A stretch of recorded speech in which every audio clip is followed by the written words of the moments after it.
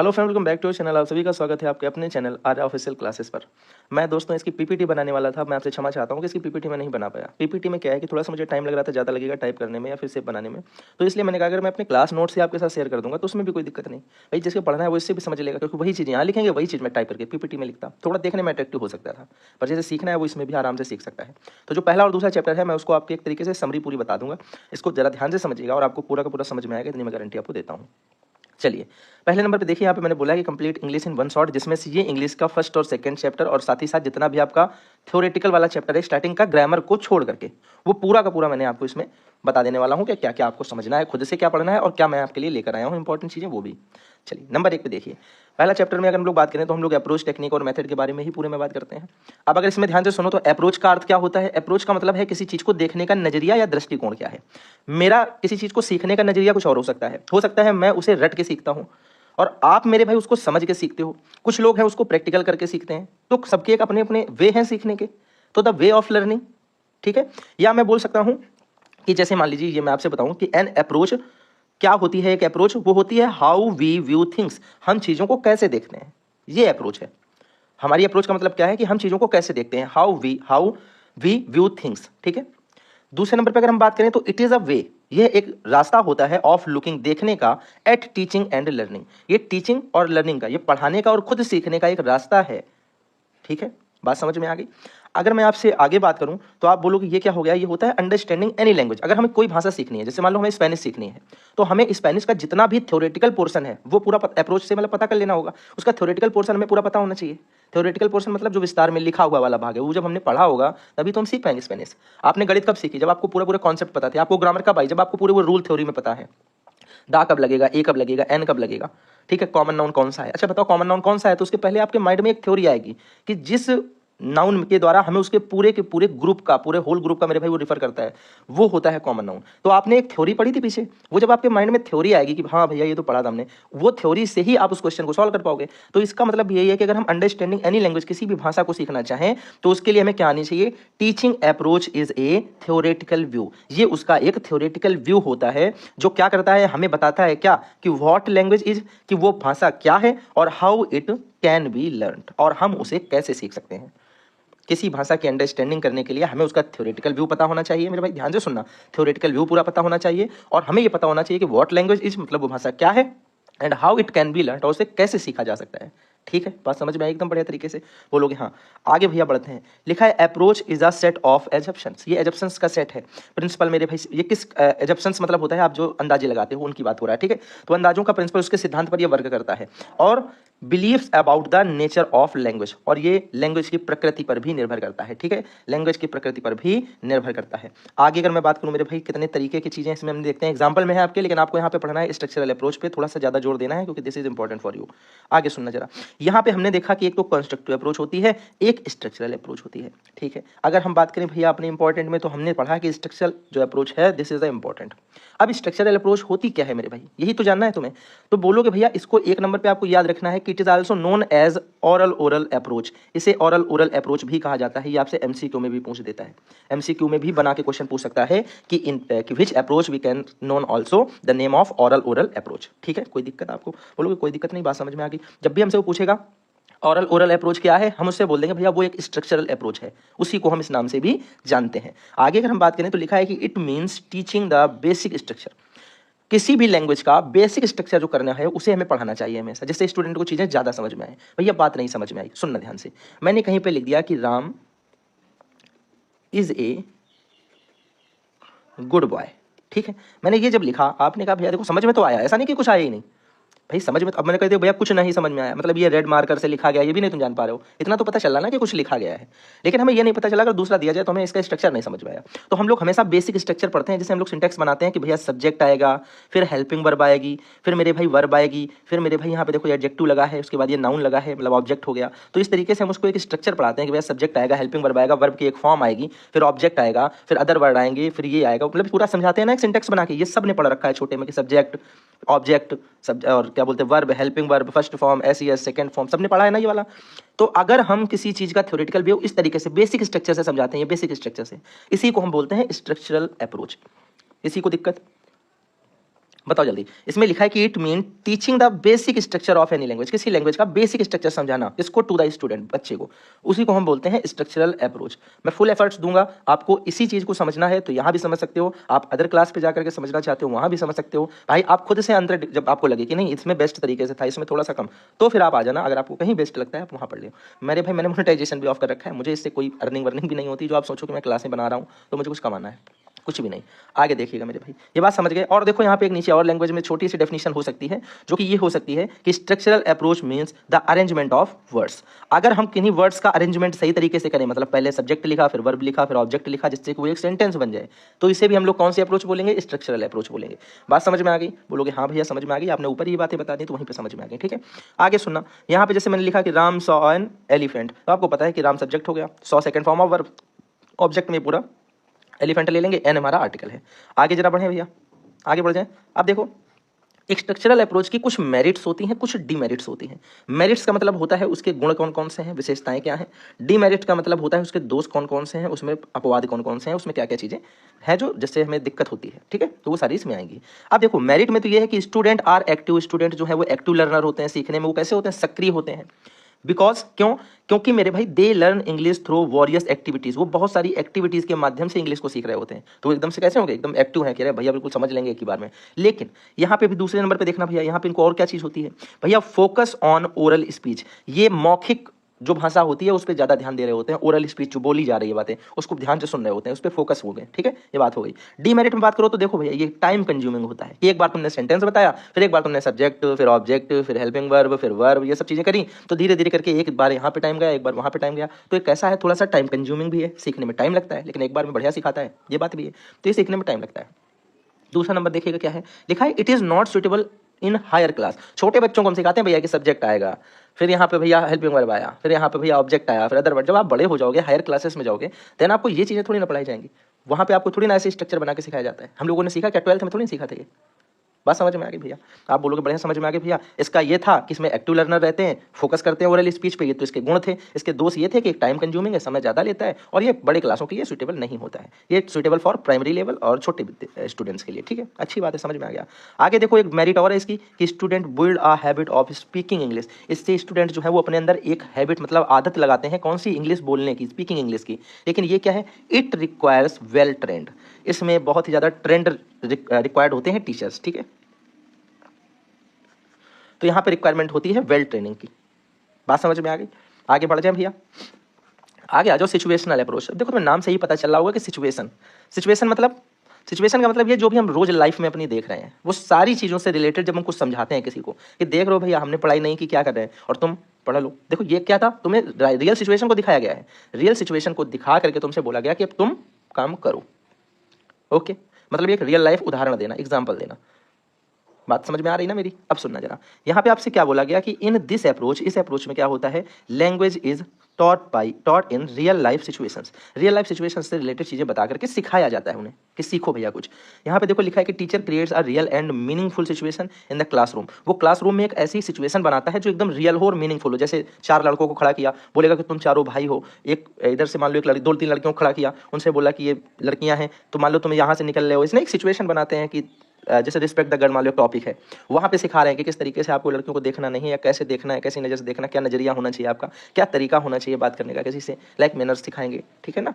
तो इस तरीके से मान लो फैमिली ड्रामा जैसे कुछ तैयारी करवाना है, तो फैमिली ड्रामा छोटा सा बनाया कि तुम ये हो, तुम ये, एक अपना अपना सबको रोल प्ले दे दिया, देन परफॉर्म। बात समझ में आई? तो जब रियल लाइफ सिचुएशन से कुछ सिखाया जाता है, जितने भी मोरल होते हैं ना मेरे भाई, जितने भी मोरल ड्यूटीज हैं, वो सारी की सारी मैक्सिमम रियल लाइफ सिचुएशन से ही सीखते हैं। ठीक है ना? जितनी मोरल चीज़ें होती हैं, लाइक आपको शिष्टाचार आपका कैसा, मैनर्स कैसा, बिहेवियर कैसा, ये सब हम कैसे सीखते हैं? रियल लाइफ सिचुएशन से सीखते हैं। ये हमें कोई पढ़ाता थोड़ी ना है कि नहीं तुम्हें बस यही करना, पढ़ने से सीख जाओगे क्या? जब वो चीज़ें हम रियल लाइफ में यूज करते हैं, देन हम उन चीज़ों को सीख पाते हैं कि नहीं ऐसे बोलना चाहिए। ये हमने बोला तो उसको बुरा लगा होगा। आई थिंक तुम्हें मेरी बातें समझ में आ रही होगी, आ रही ना? आगे बढ़े भैया। तो यहाँ पे हमने क्या पढ़ा कि जो भी अप्रोच हम language is taught in the real life situation, it's called the situational approach. आगे सुनो, इसमें क्या करता है? Teacher creates the real and meaningful situation. हमेशा मीनिंगफुल मतलब क्या हो गया? एक ऐसा जिसका कुछ मतलब निकले भी बाद में। ऐसा थोड़ी कि तुम चाचा हो गए, तुम बुआ हो गई, तुम फूफा हो गए, आपस में लड़वा दिया, छोड़ दो। उसका लास्ट में कुछ एक निकलना चाहिए ना कंक्लूजन, कि हाँ इस पूरी कहानी से हमें क्या शिक्षा मिली वाला, है कि नहीं? चलो आगे देखो। आपको मीनिंगफुल इन द क्लासरूम एक सिचुएशन ऐसी बनाई जाती है to teach new words and sentences pattern, उसी के माध्यम से उन्हें नए शब्द भी सिखाए जाते हैं और नई तरीके की मेरे भाई सेंटेंस पैटर्न भी सिखाए जाते हैं। जैसे पैटर्न से हमें क्या समझ में आया भैया, वही पैटर्न जो पीछे भी हम लोगों ने स्ट्रक्चरल अप्रोच में पढ़ा था, subject plus verb plus object वाला, उसी में भैया एक्सिलरी वर्ब्स भी यूज करेंगे। उसी में भैया किसी को जब सलाह देंगे तो एक्सिलरी वर्ब में वो हमारा जो है शुड भी यूज करेंगे, तो वहाँ पे जो हेल्पिंग वर्ब है वो शुड लगेगी। कभी भैया वहीं पे ऑट टू लगाएंगे, कभी भैया वहीं पे सेकंड फॉर्म लगाएंगे, कभी एस लगाएंगे, प्रेजेंट पास्ट फ्यूचर एक्सिलरी जो भी है मॉडल वर्ब सब कुछ उसमें यूज करेंगे ना। तो एक तरीके से कई सारे पैटर्न सिखाएंगे बच्चों को बोलने के कि आपको ये बोलना है। बात समझ पा रहे हो ना मेरी पूरी तरीके से कि मैं क्या बोलना चाहता हूँ। चलो, इससे ज़्यादा तो भाई मेरे अंदर क्षमता भी नहीं है ठीक है ना। अब देखो यहाँ लिखा है कि टाइप्स ऑफ सिचुएशन जो अप्रोच होती है वो दो तरीके की होगी। तुम्हें पता दो तरीके की हमेशा सिचुएशंस होती हैं। एक सिचुएशन तो ऐसी होगी जो तुम रियल लाइफ में फेस कर रहे होगे, और एक सिचुएशन ऐसी है जो तुम रात में जब लेटते हो ना भाई, उस समय तुम आंख बंद करते हो, देन यू थिंक मेरे पास एक लैम्बोर्गिनी है, मैं लैम्बोर्गिनी से उतरा, दो ड्राइवर आकर के मेरे भाई, ड्राइवर बोल रहा हूँ मैं, मतलब दो गार्ड्स आकर के मेरे बाहर आके मेरा गेट खोला, मैं उतरा। ये क्या है? This is a artificial situation जो आप बना रहे हो, ठीक है ना। लेकिन वो आर्टिफिशियल सिचुएशन के माध्यम से जब हम सिखाते हैं तो वो हमारे सेंस में ऐसा है कि जो चीज़ें बनाई हुई हैं, मतलब उनको हमने क्या किया है, आर्टिफिशियल मतलब जो खुद से बनाई है। ये मैं आपको बताने के लिए एक चीज़ बताई, मतलब ये चीज़ आप थिंकिंग के हिसाब से हो तो अलग चीज़ है, लेकिन यहाँ पे हम बात कर रहे हैं रियल लाइफ की, और एक हम बोल रहे हैं भैया आर्टिफिशियल की। तो जब आर्टिफिशियल है तो इसमें हम क्या बताएंगे, जैसे मैप के द्वारा किसी को बताते हैं, मैप तो एक आर्टिफिशियल है ना। अगर मैं आपसे बोल रहा हूँ कि चार्ट के द्वारा सिखाया, मॉडल पेपर के द्वारा सिखाया, प्रैक्टिकल फाइल लेके आते हो, फाइल में कुछ लिखते हो, बनाते हो, सीखते हो, वो सारी चीज़ें आर्टिफिशियल है। आप कंप्यूटर के माध्यम से कुछ सीख रहे हो तो आप आर्टिफिशियल माध्यम से ही सीख रहे हो ना, आर्टिफिशियल है ना कंप्यूटर। कि रियल लाइफ जी रहे हो वो भी अपने मन से करता है कि नहीं करेंगे इंटू नहीं करेगा ना। ऐसी सिचुएशन है मेरे भाई। तो याद रखना कि रियल लाइफ सिचुएशन जो रियल लाइफ से रिलेटेड होती हैं, और मेरे भाई जो आर्टिफिशियल हैं वो कैसी होती हैं, आप बोलोगे वो आर्टिफिशियल इंटेलिजेंस के थ्रू वर्क करते हैं। आगे देखिएगा जैसे इसमें कौन कौन से एग्जांपल हो जाएंगे, मैप हो जाएगा, चार्ट हो जाएगा, ब्लैक बोर्ड हो गया मेरे भाई, पिक्चर्स हो गई, मॉडल्स हो गए, ठीक है, और भी बहुत सारी चीज़ें हैं जो आप यहाँ लिख सकते हो अपने अकॉर्डिंग। आगे बढ़ें भैया। अब देखो, अगर हम बात करें सिचुएशनल अप्रोच में भी मेरिट और डिमेरिट है, इनके भी कुछ गुण और दोष हैं, दोनों पे बात करेंगे। पहले तो इनके गुण देखते हैं, क्या इनमें अच्छी चीजें हैं। तो यहाँ पे है कि it follows principle of interest, ये रुचि के सिद्धांत को फॉलो करता है, मतलब बच्चा इसमें इंटरेस्ट लेता है। जब कोई तुम रियल लाइफ में कर रहे हो तो तुम्हें इंटरेस्ट लोगे ना, कह रहे मैं भी तो हूँ इसमें एक कैरेक्टर, मैं अपना कैरेक्टर 100% करने की कोशिश करूंगा। समझ पा रहे हो ना। जब तुम कोई एक तुमने मूवी बनाई तो मूवी में हर हीरो क्या चाहेगा, एक हीरो है, एक विलेन है, और बाकी उसके सहयोगी जो हैं को लीडर्स हैं, तो ये सारे को लीड वाले जो रोल करते हैं, तो ये सारे क्या करेंगे, अपने आप को बेस्ट करने की कोशिश करते हैं, तो बड़ा इंटरेस्ट लेते हैं मूवी में। तो सेम काम है कि इसमें भी सीखने में बच्चे क्या करते हैं, पूरी तरीके से इंटरेस्ट लेते हैं, यानी प्रिंसिपल ऑफ इंटरेस्ट को फॉलो करता है। ये बात समझ में आ गई? बोलोगे हाँ। मैंने कहा भैया देखो, इट यहाँ पे लिखा है, इट, ये क्या लिखा था मैंने, एम्फसाइज होगा ना, हाँ, it emphasize on learning by play. ये लर्निंग बाई प्ले का मतलब होता है कि खेल कर सीखना, खेल में सीखना। सीखने का तरीका क्या है, खेल, तो खेल के द्वारा सीखना, खेल विधि से सीखना, आप ऐसे भी बोल सकते हो। एम्फसाइज मतलब होता है किसी चीज पे जोर देना।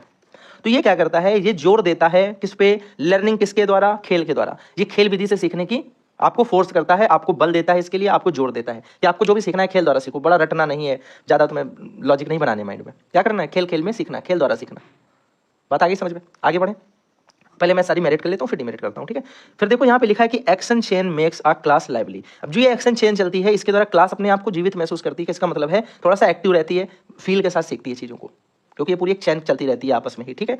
आगे अगर हम भैया बात करते हैं डिमेरिट्स की, तो मैं यहाँ पे लिखा है कि सुटेबल फॉर लोअर क्लास। अभी छोटे बच्चों में ही ठीक है, तुम पता चले एमबीबीएस के बच्चों में जाकर के 4 लड़कों तुमने खड़ा किया कि भैया तुम जो चाचा हो, तुम जो है उनको मैनर सिखा रहे हो, वो ऑलरेडी सीख चुके हैं पहले सारी चीज़ें, ठीक है।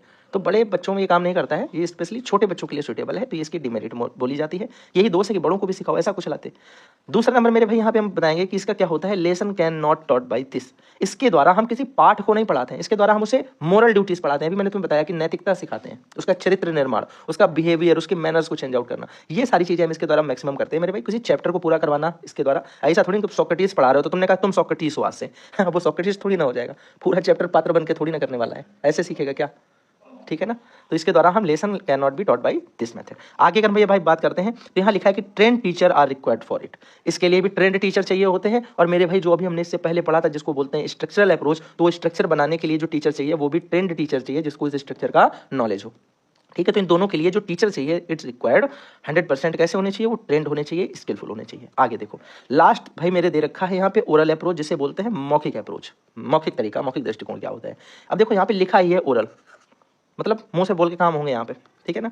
लिखा है कि this is the easiest way to learn, ये सबसे सरल तरीका होता है लर्न करने का किसी लैंग्वेज को। A language is to start orally, उसकी शुरुआत हम लोग कैसे करें, मौखिक रूप से करें। ये सबसे सरल तरीका है किसी लैंग्वेज को सीखने का, जिस लैंग्वेज को हम लोग शुरुआत ही कैसे करते हैं, ओरली यानी मौखिक रूप से करते हैं। यहाँ पे आगे अगर हम बात करें, लिखा है the teacher should present all new materials orally with the students. जितने भी टीचर होते हैं उनको अपने स्टूडेंट के लिए सारे के सारे ओरली नए मटेरियल जो है वो मुहैया कराने चाहिए, वो होने चाहिए, उपस्थित कराने चाहिए। आगे भैया, they only listen and then use it in speech. वो उसको सुने, उन्हें मतलब उसे सुनना चाहिए जो उनको लिए मुहैया कराया गया सुनने वाले, या फिर हम बोल सकते हैं और क्या हो सकते हैं, अरे उन्होंने मतलब जैसे कोई टीचर है उसको अपने बच्चों के लिए जितने भी ओरली मटेरियल्स होते हैं, जो सिखाने के लिए मटेरियल्स यूज होंगे ओरल में, वो सारे उनको प्रोवाइड कराएं और फिर बच्चे उसको क्या करेंगे, उसको सुनेंगे और फिर उसी से रिलेटेड अपनी स्पीच देंगे। अब बात समझ में आ गई। जैसे मुझे मेरे क्लास में एक टेप रिकॉर्डर दिया गया, उसमें पूरी क्लास के नोट्स को बोल करके रिकॉर्ड आउट कर दिया गया। जब मुझे वो दिया गया, मैंने क्या किया, उसको सुना, मैंने उससे सीखा और देन मैंने उसे डिलीवर किया। बात समझ गए। स्पीड 2x कर लो, स्लो लग रही है भैया, ठीक है 2x कर सकते हो आप। मुझे काम मैं समझा के पूरा समझाने वाला हूँ, ठीक है, ऐसा नहीं कि जल्दी जल्दी बस करवा दिया, समझना है ध्यान से। अब सुनो, अगर हम बात करें मेथड की, मेथड मतलब होता है योजना। जब भी हम किसी काम को करते हैं, सपोज दैट हम अगर कोई चैप्टर पढ़ेंगे उससे पहले हम एक पार्ट की योजना बनाते हैं कि भैया पहले हम लोग ये पॉइंट्स पढ़ लेते हैं, उसके बाद फिर हम दूसरे नंबर पे इसके बारे में पढ़ेंगे, फिर हम सारे सन याद कर लेंगे, फिर हम भैया ये, तो एक तरीके से जो भी हम प्लान बनाते हैं, सुनना जरा ध्यान से, बोला है कि method is a plan that we follow during our teaching learning process. Method जो है वो एक प्लान है जिसे हम अपने सीखने और सिखाने के प्रोसेस में प्रयोग करते हैं। बात समझ में आ गई। जो मेथड है is a plan that we follow during our teaching and learning process. आगे सुनो तो सिंपल है, यहाँ पे लिखा है it is a style of the presentation of content in classroom. ये एक तरीका है, यह एक प्रकार है दिखाने का अपनी प्रेजेंटेशन, अपनी स्तुतियों को, कहाँ पे आप बोलोगे, क्लासरूम के अंदर। हमें एक ये हमारे पास क्या होता है, ये एक तरीका होता है अपने जो भी हमने बनाया है, मेरा प्रेजेंटेशन जो है उसे हम क्लास में किस तरीके से अपने कंटेंट को, अपने पाठ्यक्रम को प्रस्तुत कर सकते हैं। बात समझ गए। तो जब भी हमसे पूछा जाए कि अपने पाठ्यक्रम को प्रस्तुत करने का तरीका कौन सा है, the presentation of your content in your classroom by then method बोलोगे। मैंने कहा अगर आपसे वही पूछा जाए कि जब हम लोग मेथड इज अ प्लान, जो उसका हम क्या करते हैं, that's use in our learning and teaching process, जिसको हम लर्निंग और टीचिंग प्रोसेस में अपने प्रयोग करते हैं, तो मैं आपसे ये हमेशा बोलता हूं कि जैसे मैंने यहाँ पे लिखा है कि वी फॉलो ड्यूरिंग, फॉलो करता हूं ड्यूरिंग के दौरान, किसमें, टीचिंग एंड लर्निंग, तुम सेम मत लिखो, तुम लिख दो method is a plan. Method एक प्लान है। अब हिंदी में सोचो, जिसे हम प्रयोग करते हैं क्लास में पढ़ाते समय। अब इसको तुम हिंदी में पढ़ के इसको ट्रांसलेट करके इंग्लिश बना लो। हिंदी ध्यान से सुनो, केवल हिंदी पता होनी चाहिए, मोस्ट इंपॉर्टेंट हिंदी होती है। अगर तुम किसी चीज़ की हिंदी पता तुम बना लोगे आराम से भैया, समझ में आ गई बात। अगर मैं आगे मेरे भाई बात करूँ आपसे, अप्रोच तो बहुत तरीके की हैं, सारी नहीं पढ़नी है, परेशान मत होना। देखो यहाँ तो एक होती है लर्निंग बाय डूइंग, करके सीखना, क्रिया करके सीखने वाला, फ्रॉबल ने बहुत जोर दिया है, आप लोगों को ये चीज़ पता होगी। आगे देखो दूसरे नंबर पे बात करते हैं तो हो जाएगा यहाँ पे डायरेक्ट मेथड, इंपॉर्टेंट है। बिलिंगुअल मेथड मेरे भाई इंपॉर्टेंट है। बिलिंगुअल के बाद रोल प्ले मेथड होते हैं, ये भी इंपॉर्टेंट है। सिचुएशनल अप्रोच के लिए this is a important method. अगर हम लोग बात करते हैं मेरे भाई स्टोरी टेलिंग मेथड, ये भी इंपॉर्टेंट है, ओरल अप्रोच के अंतर्गत भी आ सकता है। अगर मेरे भाई बात करते हैं ग्रामर ट्रांसलेशन मेथड, अब इसको ग्रामर कम ट्रांसलेशन मेथड भी बोलते हैं, ट्रांसलेशन कम ग्रामर मेथड भी बोलते हैं, और ग्रामर ट्रांसलेशन मेथड भी बोलते हैं, सेम नाम है सारे। अगर आपसे बोला जाए doctor West method, most important है मेरे भाई, ये भी, इसको न्यू मेथड के नाम से भी जाना जाता है, it's known as I think deductive method के नाम से भी इसे समझते हैं हम लोग। आगे मेरे भाई ऑडियो वीडियो मेथड, इसे ऑडियो विजुअल मेथड भी कहा जाता है।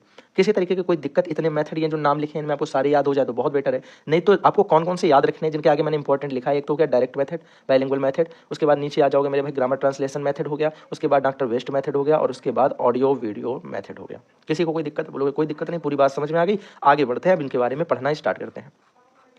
आ जाओ नंबर 1 पर अगर मेरे भाई बात करेंगे तो आ जाएगा ग्रामर कम ट्रांसलेशन मेथड। ये वही ग्रामर ट्रांसलेशन मेथड ही है, ठीक है। आप सोचो यहाँ पे कुछ ऐड हो जाएंगे वर्ड तो उसका मीनिंग चेंज हो जाएगा, बिल्कुल नहीं।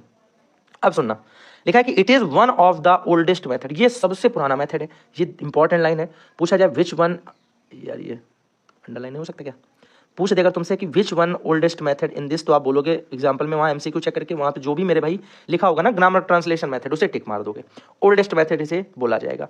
आगे सुनना, यहाँ लिखा है of teaching English in India, India में इंग्लिश सीखने का, पढ़ाने का, सिखाने का ये एक सबसे पुराना मेथड है। एक बात समझ में आ गई कि नहीं आ गई, बोलोगे हाँ भैया सबसे पुराना वाला है, ठीक है।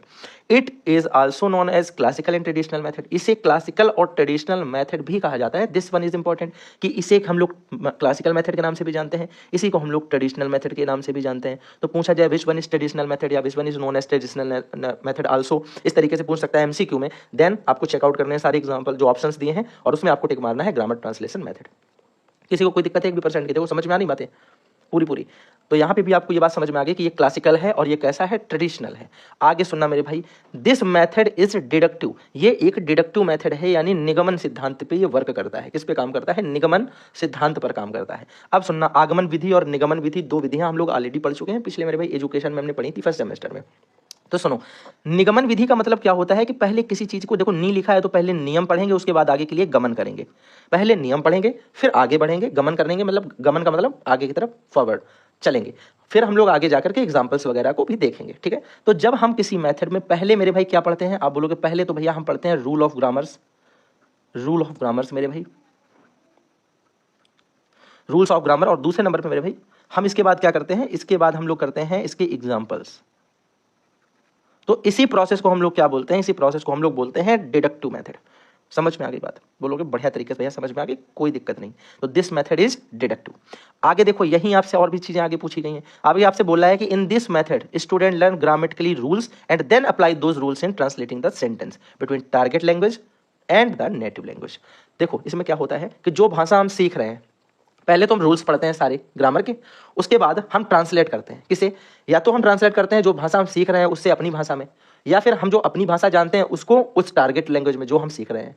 जैसे हम इंग्लिश सीख रहे हैं तो हिंदी हमको आती है, तो या तो हम पूरी इंग्लिश जो लिखी हुई है उसे हिंदी में समझ लेंगे, जैसे मैं आपको भी बता रहा हूँ। और अगर आप मेरे भाई यहाँ सब कुछ हिंदी में लिखा होता पर हम लोगों को अंग्रेजी आती होती, तो हम लोगों को रूल पता होते तो हम अंग्रेजी में उसको हिंदी को बना देते। तो या तो हम इसमें नेटिव लैंग्वेज का ट्रांसलेशन कर रहे होते हैं, नेटिव लैंग्वेज लोकल लैंग्वेज का, या तो मेरे भाई हम यहाँ पे टारगेट लैंग्वेज जो सीख रहे हैं उसका ट्रांसलेशन कर रहे होते हैं। तो दोनों तरीके के ट्रांसलेशन हम लोग इसके अंतर्गत करते हैं। बात समझ में आ गई। आधे से ज्यादा लोग सोच रहे हो कि क्लास इंग्लिश में पूरी हिंदी हुई जा रही है, तो ऐसा नहीं, इंग्लिश में आपको बता रहा हूँ, उसके साथ हिंदी पढ़ो। ये इंपॉर्टेंट है आपके माइंड में एक जगह बनाने के लिए कि ये क्वेश्चन एक्चुअली मेरे भाई ऐसे पूछा जाएगा। हिंदी बहुत जरूरी है आपके लिए, क्योंकि आप इंग्लिश मीडियम से हो तो बेटर, अगर आप हिंदी मीडियम से हो देन आपको चीज़ें उनका अर्थ पता होना चाहिए, क्योंकि वो आपको वहाँ पे आपको मेमोराइज करने में फायदा करेंगे कि मैंने क्या पढ़ा था एक्चुअल में, ठीक है। आगे बढ़ जाए भैया, बोलोगे ठीक है। आगे देखिएगा यहाँ पे लिखा है कि the unit of teaching is बड़ी मोस्ट इंपॉर्टेंट है, पूछा जाता है कि the unit of teaching is किसमें, इन ग्रामेटिकल मेथड, तो आप बोलोगे वर्ड। इसमें हमारा वर्ड जो है वो यूनिट ऑफ टीचिंग होता है, सबसे छोटी इकाई जो है सिखाने की वो हम वर्ड होती है हमारी, ठीक है। आगे देखना मेरे भाई, यहाँ पे लिखा है कि major focus on reading and writing. इसमें सबसे ज्यादा फोकस किया जाता है रीडिंग और राइटिंग में। इसी में पूछता है कि सबसे ज्यादा फोकस स्पीकिंग में किस में किया जाता है, एक चीज। फिर एक आता है कि सब बताओ जरा कि जो यूनिट ऑफ टीचिंग है वो सेंटेंस किस में है, इस तरीके से क्वेश्चन पूछ सकता है, ठीक है। कि in which method the unit of teaching is sentence, in which method the unit of sentence is word. तो वर्ड बोला जाए तो आप समझ गए ग्रामर ट्रांसलेशन मेथड, ऐसे सेंटेंस बोला जाए तो किस में आएगा, अभी आगे पढ़ते हैं, देखिएगा। यहाँ तक की बात समझ में आ गई। अब हम लोग आ गए हैं डायरेक्ट मेथड पे। डायरेक्ट मेथड एक नॉर्मल तरीका सोच लो, इसमें मतलब क्या होता है कि इसमें मैक्सिमम स्पीकिंग पर फोकस किया जाता है कि आप इंग्लिश ही बोलो, ठीक है। आपको अदर लैंग्वेज नहीं बोलोगे, आप इंग्लिश ही बोलोगे। इंग्लिश में इसमें ज़्यादातर ये रहता है कम्युनिकेशन करना, ठीक है, एक दूसरे से बात कर रहे हैं इंग्लिश टू इंग्लिश। तो ये सारी चीजें हम लोग डायरेक्ट मेथड में ज्यादा तक पढ़ते हैं। सुनिएगा जरा, अब method of teaching a foreign language using only target language and without emphasize on the study of grammar without translation. ना तो हमें इसमें ग्रामर के रूल्स पढ़ने होते हैं, ना हमें ज्यादा ट्रांसलेशन पढ़ना होता है। ये नहीं कि पढ़ना ही नहीं है, पर यहाँ पे लिखा है एम्फसाइज, मतलब जोर नहीं दिया जाता है आपको कि नहीं तुम ये सारे रट के ही आओ। उनका मतलब है कि तुम ये स्पीकिंग करोगे तो तुम्हें प्रैक्टिस आ जाएगी तुम्हारी लैंग्वेज। जैसे हिंदी में हमने कभी रूल्स नहीं पढ़े, कुछ भी बोलना हो वैसे बोल देते हैं सोच के, ऐसे आप इंग्लिश में भी सोचने लगोगे, ठीक है। तो ये इसका टारगेट होता है। और इसमें याद रखो कि हमेशा ही हमारा जो फोकस होगा वो किस लैंग्वेज पे होगा, टारगेट लैंग्वेज पे होगा। और ये हमारे फॉरेन लैंग्वेज सीखने में प्रयोग किया जाता है, इनको सिखाने में यूज किया जाता है, मतलब जो विदेशी भाषा है, लाइक अंग्रेजी की ही बात हो रही है। आगे सुनो जरा, and without emphasize on the study of grammar without ना तो ट्रांसलेशन करना है, ना तो अनुवाद करना है, और ना ही हमें ग्रामर का ज्यादा रूल पढ़ना है। बस क्या करना है, अपना टारगेट रखना है कि टारगेट लैंग्वेज सीखनी है, दूसरे नंबर पे हमें फोकस करना है फॉरेन लैंग्वेज की टीचिंग पे और टारगेट लैंग्वेज की टीचिंग पे। बात समझ गए, बोलोगे ठीक है, बात समझ में आ गई भैया। आगे सुनना जरा, लिखा है कि it's opposite to grammar cum translation method. हमें पहले दिख रहा अपोजिट है, उसमें हम पहले क्या सीखते थे, ग्रामर सीखते हैं, उसके बाद हम क्या सीखते हैं, ग्रामर के रूल के बाद में तब ट्रांसलेशन वगैरह करते हैं, एग्जांपल्स वगैरह देखते थे। यहाँ पे तो उल्टा हो रहा है। यहाँ पे अब आपको एक चीज तो पहले ही पता चल गई होगी कि जो ग्रामर कम ट्रांसलेशन मेथड मेरे भाई मैंने आपको बताया था वो एक तरीके से डिडक्टिव था ना, डिडक्टिव था ना भैया। आप बोलोगे ये अगर इसका उल्टा है तो ये डिडक्टिव तो होगा नहीं, ये तो हो जाएगा इंडक्टिव। जल्दी से मेरे भाई बता देना, क्या ये इंडक्टिव नहीं हो जाएगा भैया। इंडक्टिव मतलब क्या हो गया, इंडक्टिव मतलब हो गया कि first we take an example then after we learn about its rules. उसके बाद हम रूल्स पढ़ेंगे, पहले हम एक एग्जांपल सुन लेंगे कि भैया एक ही एग्जांपल हो गया, देन हम पढ़ेंगे कि इसके रूल्स क्या हैं। लाइक मैंने बोला कि Ram is a good boy, उसमें राम पे फोकस किया। हमने बोला राम जो है मेरे भाई ये किसी व्यक्ति का नाम है, ये एक क्या हो जाएगा यहाँ पे, Ram is a good boy में राम नाउन हो गया। अब आप बाद में जाओगे तब आप नाउन के रूल में पढ़ोगे कि name of any person place और थिंग इज कॉल्ड नाउन। बात समझ गए, पहले हमने देख लिया कि नाउन ये है, बाद में जाके हमने उसके रूल पढ़े, वो साइड की बात है, उस पर हम फोकस ही नहीं कर रहे हैं, जोर कम दे रहे हैं, एम्फसाइज नहीं कर रहे हैं। बात समझ में आ रही, बोलोगे बढ़िया भैया, पूरी तरीके से बात एकदम क्लियर होती चली जा रही माइंड में। इनको साथ में मेरे लिखते भी रहो तो ज्यादा बढ़िया अच्छा में रहेगा, ठीक है। आगे देखो लिखा है इज डेवलप्ड बाई, किसके द्वारा ये डेवलप्ड किया गया। दिस इज इंपॉर्टेंट क्वेश्चन और सबसे ज्यादा भाई बिलिंगुअल का पूछा जाता है। बिलिंगुअल में तो हर बार क्वेश्चन पूछते हैं सीजे डॉटसन, ठीक है, ये इंपॉर्टेंट हो जाएगा। पूछ रहा है कि इट्स डेवलप्ड बाई किसके द्वारा, बोलोगे मैक्सिमिलियन बर्लिच के द्वारा, मैक्सिमिलियन बर्लिच के द्वारा। भैया बर्लिच देखो यहाँ पे कैसा लिखा है, BERLITZ ये लिखा है, वहां पे शायद आपको ना समझ में आ रहा हो, बर्लिच ये लिखा है, मैक्सिमिलियन आप समझ पा रहे होगे। कोई दिक्कत किसी को बोलोगे कोई दिक्कत नहीं भाई, एक नंबर बेहतरीन भैया, समझ में आ गया सब कुछ। अब देखो यहाँ पे major focus on speaking and listening. आपको बोलने पे और सुनने पे ज्यादा फोकस किया जाएगा। रीडिंग और राइटिंग पे किस पे कर रहे थे जल्दी से बताइएगा कमेंट बॉक्स में। अभी हम लोगों ने थोड़ी देर पहले पढ़ा था। आप बोलोगे भैया ये स्पीकिंग पे और लिसनिंग पे फोकस करते हैं, कोई दिक्कत किसी को? बोलोगे कोई दिक्कत नहीं, बात समझ में आ गई। अब बोला गया है कि इट्स अ इंडक्टिव मेथड, हमें पता, पहले एग्जांपल बताया जाएगा, बाद में रूल्स पढ़ेंगे। पहले एग्जांपल्स, बाद में रूल। और देखो यहाँ पे ये क्वेश्चन भी मोस्ट इंपॉर्टेंट आ गया मेरे भाई, और ये वाला भी इंपॉर्टेंट था कि कौन सा है, ये मेरा इंडक्टिव होता है। और ये बड़ा ध्यान से देखना भैया कि यूनिट ऑफ टीचिंग इसमें क्या होती है, सेंटेंस। जबकि ग्रामर कम ट्रांसलेशन मेथड में अगर बात करा जाए कि unit of teaching is then word, उसमें वर्ड थी, इसमें सेंटेंस है। बात समझ में आई? आप बोलोगे समझ में आ गई, बढ़िया, एकदम बेहतरीन तरीके से पूरा का पूरा याद होता चला जा रहा है। आगे सुनो, आगे आ जाएंगे बाइलिंगुअल मेथड। नाम से ही पता चल रहा, बाइलिंगुअल मतलब दो भाषाओं की बात करेगा।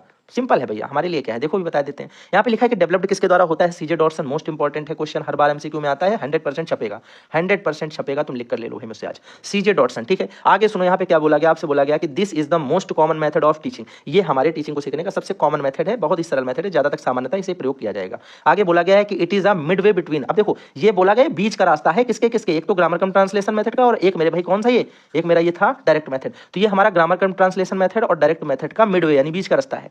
यानी इन दोनों के बीच का रास्ता निकाला गया। बोला गया कि भाई पूरा पूरा तो कोई नेटिव लैंग्वेज को बोल नहीं सकता है, क्योंकि कोई मतलब सॉरी पूरा पूरा कोई इंग्लिश लैंग्वेज तो सीख नहीं पाएगा डायरेक्ट मेथड में, उसको थोड़ी जरूरत तो पड़ेगी ना हिंदी सीखने की। तो ट्रांसलेशन मेथड ने ये बोला कि ठीक, ट्रांसलेशन वाला बोलता हम तो ट्रांसलेशन कर लेते हैं, हिंदी इंग्लिश बना देते हैं, इंग्लिश को हिंदी बना देते हैं। तो वो कहता है फिर ऐसा करो, हमें भी थोड़ा यूज करो और थोड़ा भैया तुम पे फोकस किया जाए, दोनों लोग भाई मिलकर के बाइलिंगुअल मेथड बना देते हैं। ऐसे आप याद कर लो। तो बाइलिंगुअल मेथड क्या करेगा, वो डायरेक्ट मेथड को भी सपोर्ट करता है और मेरे भाई जो है ग्रामर कम ट्रांसलेशन मेथड को भी सपोर्ट करता है। दोनों मेथड का मिक्स आउट मिडवे है, बीच का रास्ता है। अभी समझ जाओगे कैसे। देखो इसमें होता क्या है कि it is a Midway between translation come grammar method और दूसरे नंबर पे एंड डायरेक्ट मेथड। ठीक है, अब सुनो जरा, यहाँ पे होता क्या है कि two language are used in this method. इसमें हम लोग दो लैंग्वेजेस का यूज करते हैं, एक तो टारगेट लैंग्वेज होती है और एक हमारी मदर टंग होती है, मातृभाषा, जो हमारे लोकल की लैंग्वेज होती है। ठीक है, तो एक हमारी टारगेट लैंग्वेज, एक हमारी मदर टंग। बात आई समझ में? आगे भैया क्या करेंगे इसमें, सुनना जरा। इसमें ये होता है कि mother tongue is use to clear the meaning. जैसे मैंने कहा मदर टंग, आधे बच्चों को ये समझ में आया, मदर माँ समझ में आ गया, टंग जीभ, माँ की जीभ। अब तुमने इंग्लिश को समझा, लेकिन अगर मेरे भाई तुमको नेटिव लैंग्वेज नहीं पता है, तुम्हारी मदर टंग में तुम्हें चीजें क्यों यूज करते हैं, हमें बातों को क्लियर करने के लिए। क्या करने के लिए? क्लियर करने के लिए मदर टंग का यूज किया जाता है, क्लियर द मीनिंग, यानी उसके अर्थ को पूरी तरीके से समझने के लिए। जैसे मदर टंग बोला गया, आपको समझ में आया माता की जीभ, कोई सेंस है इस बात का? बोलोगे नहीं। मैंने कहा मदर टंग का मतलब होता है जो हमारी मातृभाषा है उससे संबंधित होती है, यानी जो हम लगातार अपनी जीभ से बोलते हैं ना, जो हम लोग रोज में यूज करते हैं, अपनी जो है नेटिव लैंग्वेज, लोकल लैंग्वेज, मातृभाषा, उसकी हम लोग बात करते हैं। तब आपको पता चला अच्छा भैया मदर टंग का मतलब मातृभाषा हुआ। अच्छा अब समझ में आ गया, देखो आ गया। तो हमने आपको क्या किया, जब आपको अपने मदर टंग में, अपनी ही मातृभाषा में इसका अर्थ समझाया इंग्लिश में, इंग्लिश का हिंदी में, देन आपको पूरी बात समझ में आ गई। मतलब किसी भी चीज को हम इसका यूज कब करेंगे, क्लियर द मीनिंग, यानी उसके अर्थ को स्पष्ट करने में अगर कोई कंफ्यूज है तो। किसी को कोई दिक्कत? बोलोगे कोई दिक्कत नहीं, बहुत मजा आ रहा है। आगे देखना भैया, लिखा है यूज्ड सैंडविच टेक्निक। इसमें सैंडविच टेक्निक का यूज किया जाता है। ये सैंडविच टेक्निक एक तरीके की टेक्निक होगी जिसके द्वारा हम लोग चीजों को आसानी से सीख सकें। आपके सिलेबस में सिर्फ नाम दिया है तो सिर्फ नाम देखिएगा। आगे देखिएगा, यहाँ पे बोला गया कि children are not allowed to use mother language. अब देखना यहाँ पे ये भी है कि ऐसा थोड़ी ना कि टीचर पढ़ा रहा है और आपके बगल वाला बैठ के बच्चा बता रहा है कि अरे मदर टंग नहीं पता तुमको, वो होती है मातृभाषा, कंटा मार दिया जाएगा उसके। यहाँ पे कौन बोलेगा, मतलब नहीं कंठा नहीं मार दिया, मैंने फनी में बोला, और आप सोचो कि ये दंडात्मक कार्रवाई नहीं होगी, क्योंकि ये सारी बाल केंद्रीय शिक्षाओं की बात हम लोग कर रहे हैं। सुनिएगा, उसको ये बोला जाएगा कि आप मत बोलो, क्योंकि टीचर बोलेगा ना, टीचर समझाएगा वो चीजें, क्योंकि टीचर यहाँ पे जो भी होगा वो बाइलिंगुअल होगा, उसको हिंदी भी पता होगी, अंग्रेजी पता होगी। अंग्रेजी में कुछ समझा रहा है, आपको नहीं समझ में आया, देन वो उसको हिंदी में बताएगा। बात समझ गए?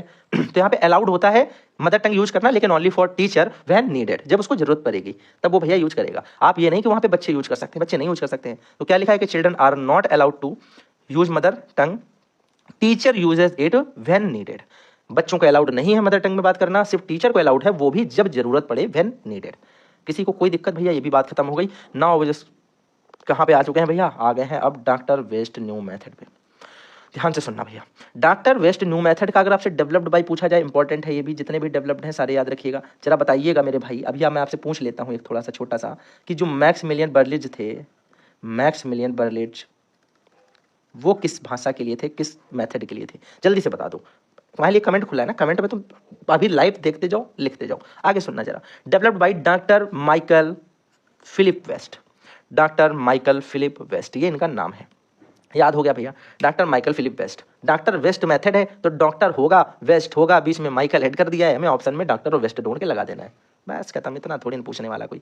आगे सुनना जरा, लिखा है कि it was against the direct method. ये डायरेक्ट मेथड के तो विपरीत है, एकदम विरोध करता है उसका। बोलता है ऐसा कैसे तुम सिर्फ भाषा सिखा रहे हो दो लोगों में, एक ही टारगेट लैंग्वेज लेके बैठे हुए हो, ये तो गलत है ना।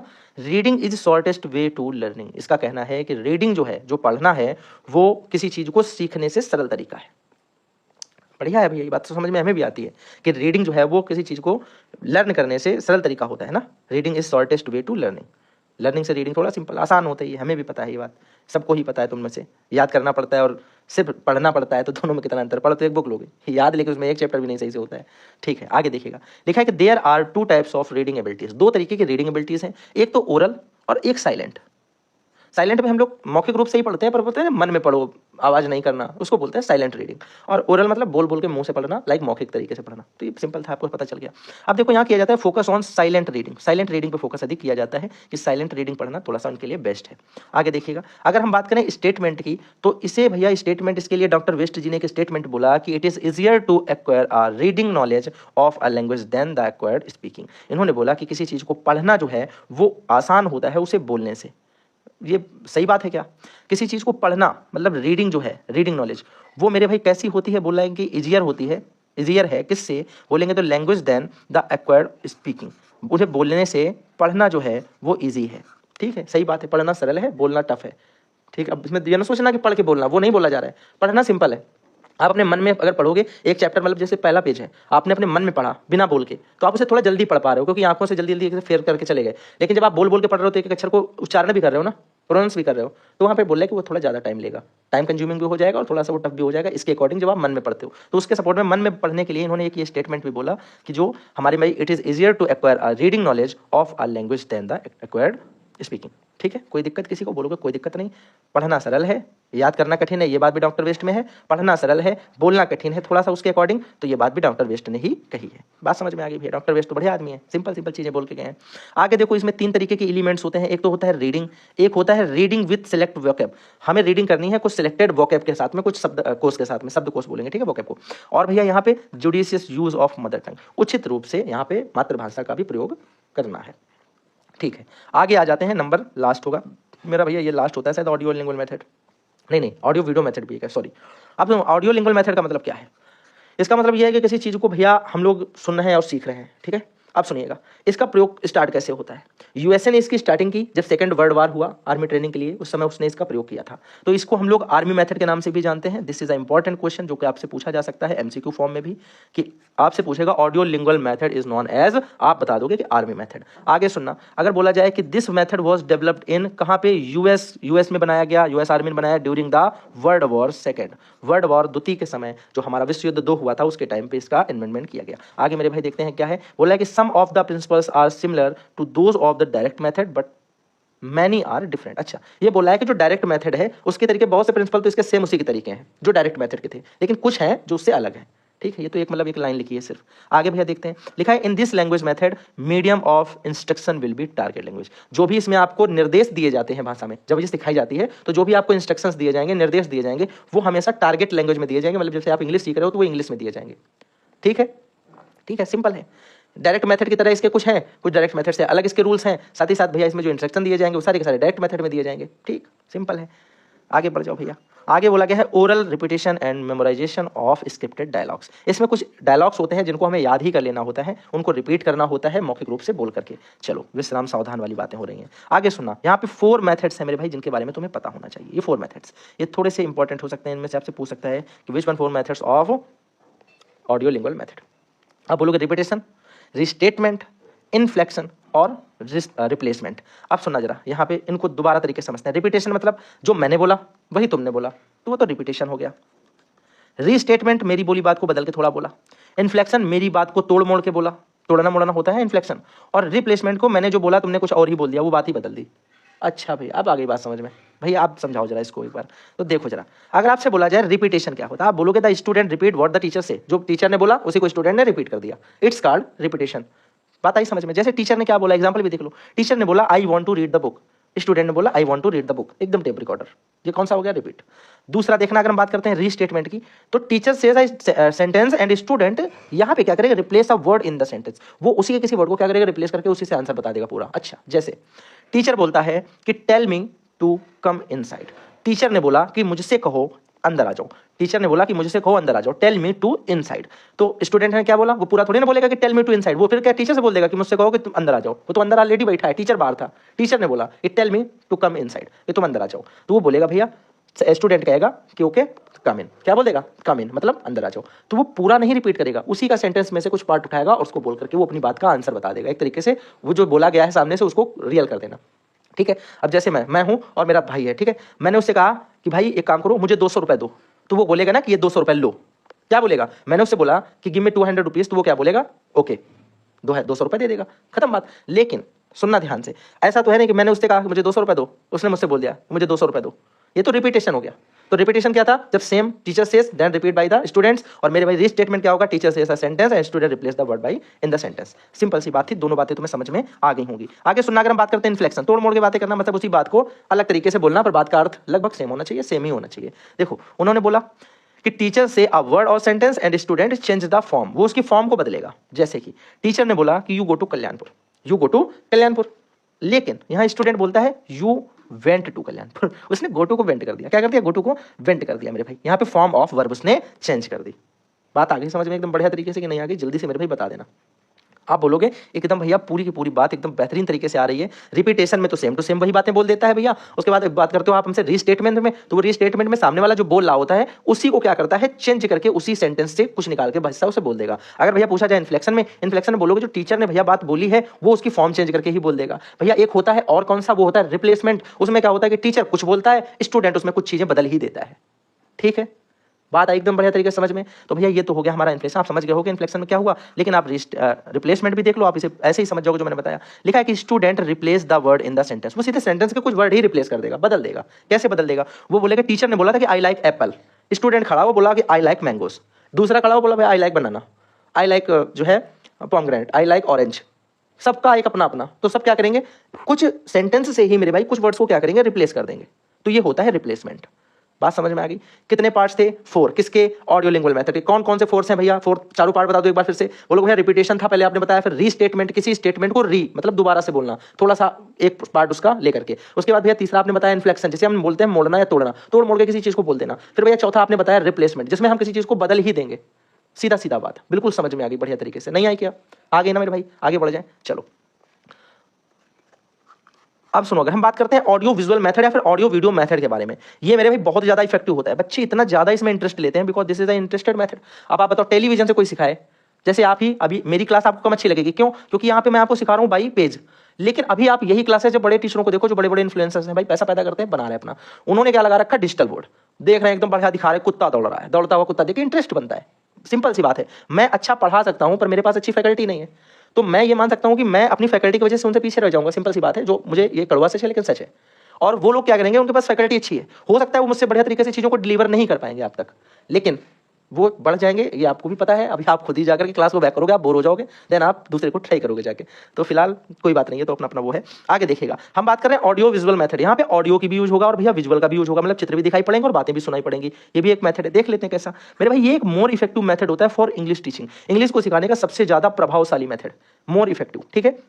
बाकी इफेक्ट तो मैं इतने खुद ही चिल्ला चिल्ला के दे रहा हूं कि आपको चीजें मजा आ रहा होगा भी पढ़ने में। आगे लिखा है कि the audio visual method refers to both sound and pictures. मैंने आपको ऑलरेडी बता दिया कि इसमें चित्र भी दिखाई पड़ेंगे, उसमें आवाज भी सुनाई पड़ेगी, ये मैंने आपको पहले ही बता दी है ये वाली लाइन, ठीक है। आगे अगर हम देखें तो यहाँ पे लिखा है कि the teacher can catch the attention of his students, वो अपने स्टूडेंट्स का क्या अटेंशन पाता है। अटेंशन तभी आप पाओगे जब आप उसको फैकल्टी अच्छी दे रहे हो, उसको नॉलेज अच्छा दे रहे हो, मतलब उसको पढ़ा भी अच्छा रहे हो, बाकी उसकी चीजें जो आप प्रोवाइड करा रहे हो वो भाई अपर लेवल की हैं, एकदम ओपी चीजें आप उसको प्रोवाइड करा रहे हो ना, ऊंची लोग हैं ये लोग। चलो आगे देखते हैं। तो लिखा था teacher can catch the attention of his students by the help of audio video aids. तो ऑडियो विजुअल एड्स का प्रयोग करते हैं वो लोग, किस लिए यूज करते हैं, उसका रीजन है वो चाहते हैं कि मेरे स्टूडेंट्स का जो अटेंशन है वो मेरी तरफ हो, ध्यान केंद्र जो है वो मेरी तरफ होना चाहिए, ध्यान केंद्रित होना चाहिए और पूरी तरीके से उसका फोकस जो है वो मेरी तरफ होना चाहिए। इसलिए वो क्या करते हैं, ऑडियो विजुअल एड्स का यूज करते हैं, उसकी मदद लेते हैं। किसी भाई को कोई भी दिक्कत है अगर, आप कमेंट बॉक्स आपके लिए खुला है, आप बताना कि भैया अगर इस चीज को ऐसे बताते तो ज्यादा बेटर होता, मैं भाई अगली बार से ट्राई भी करूंगा, ठीक है।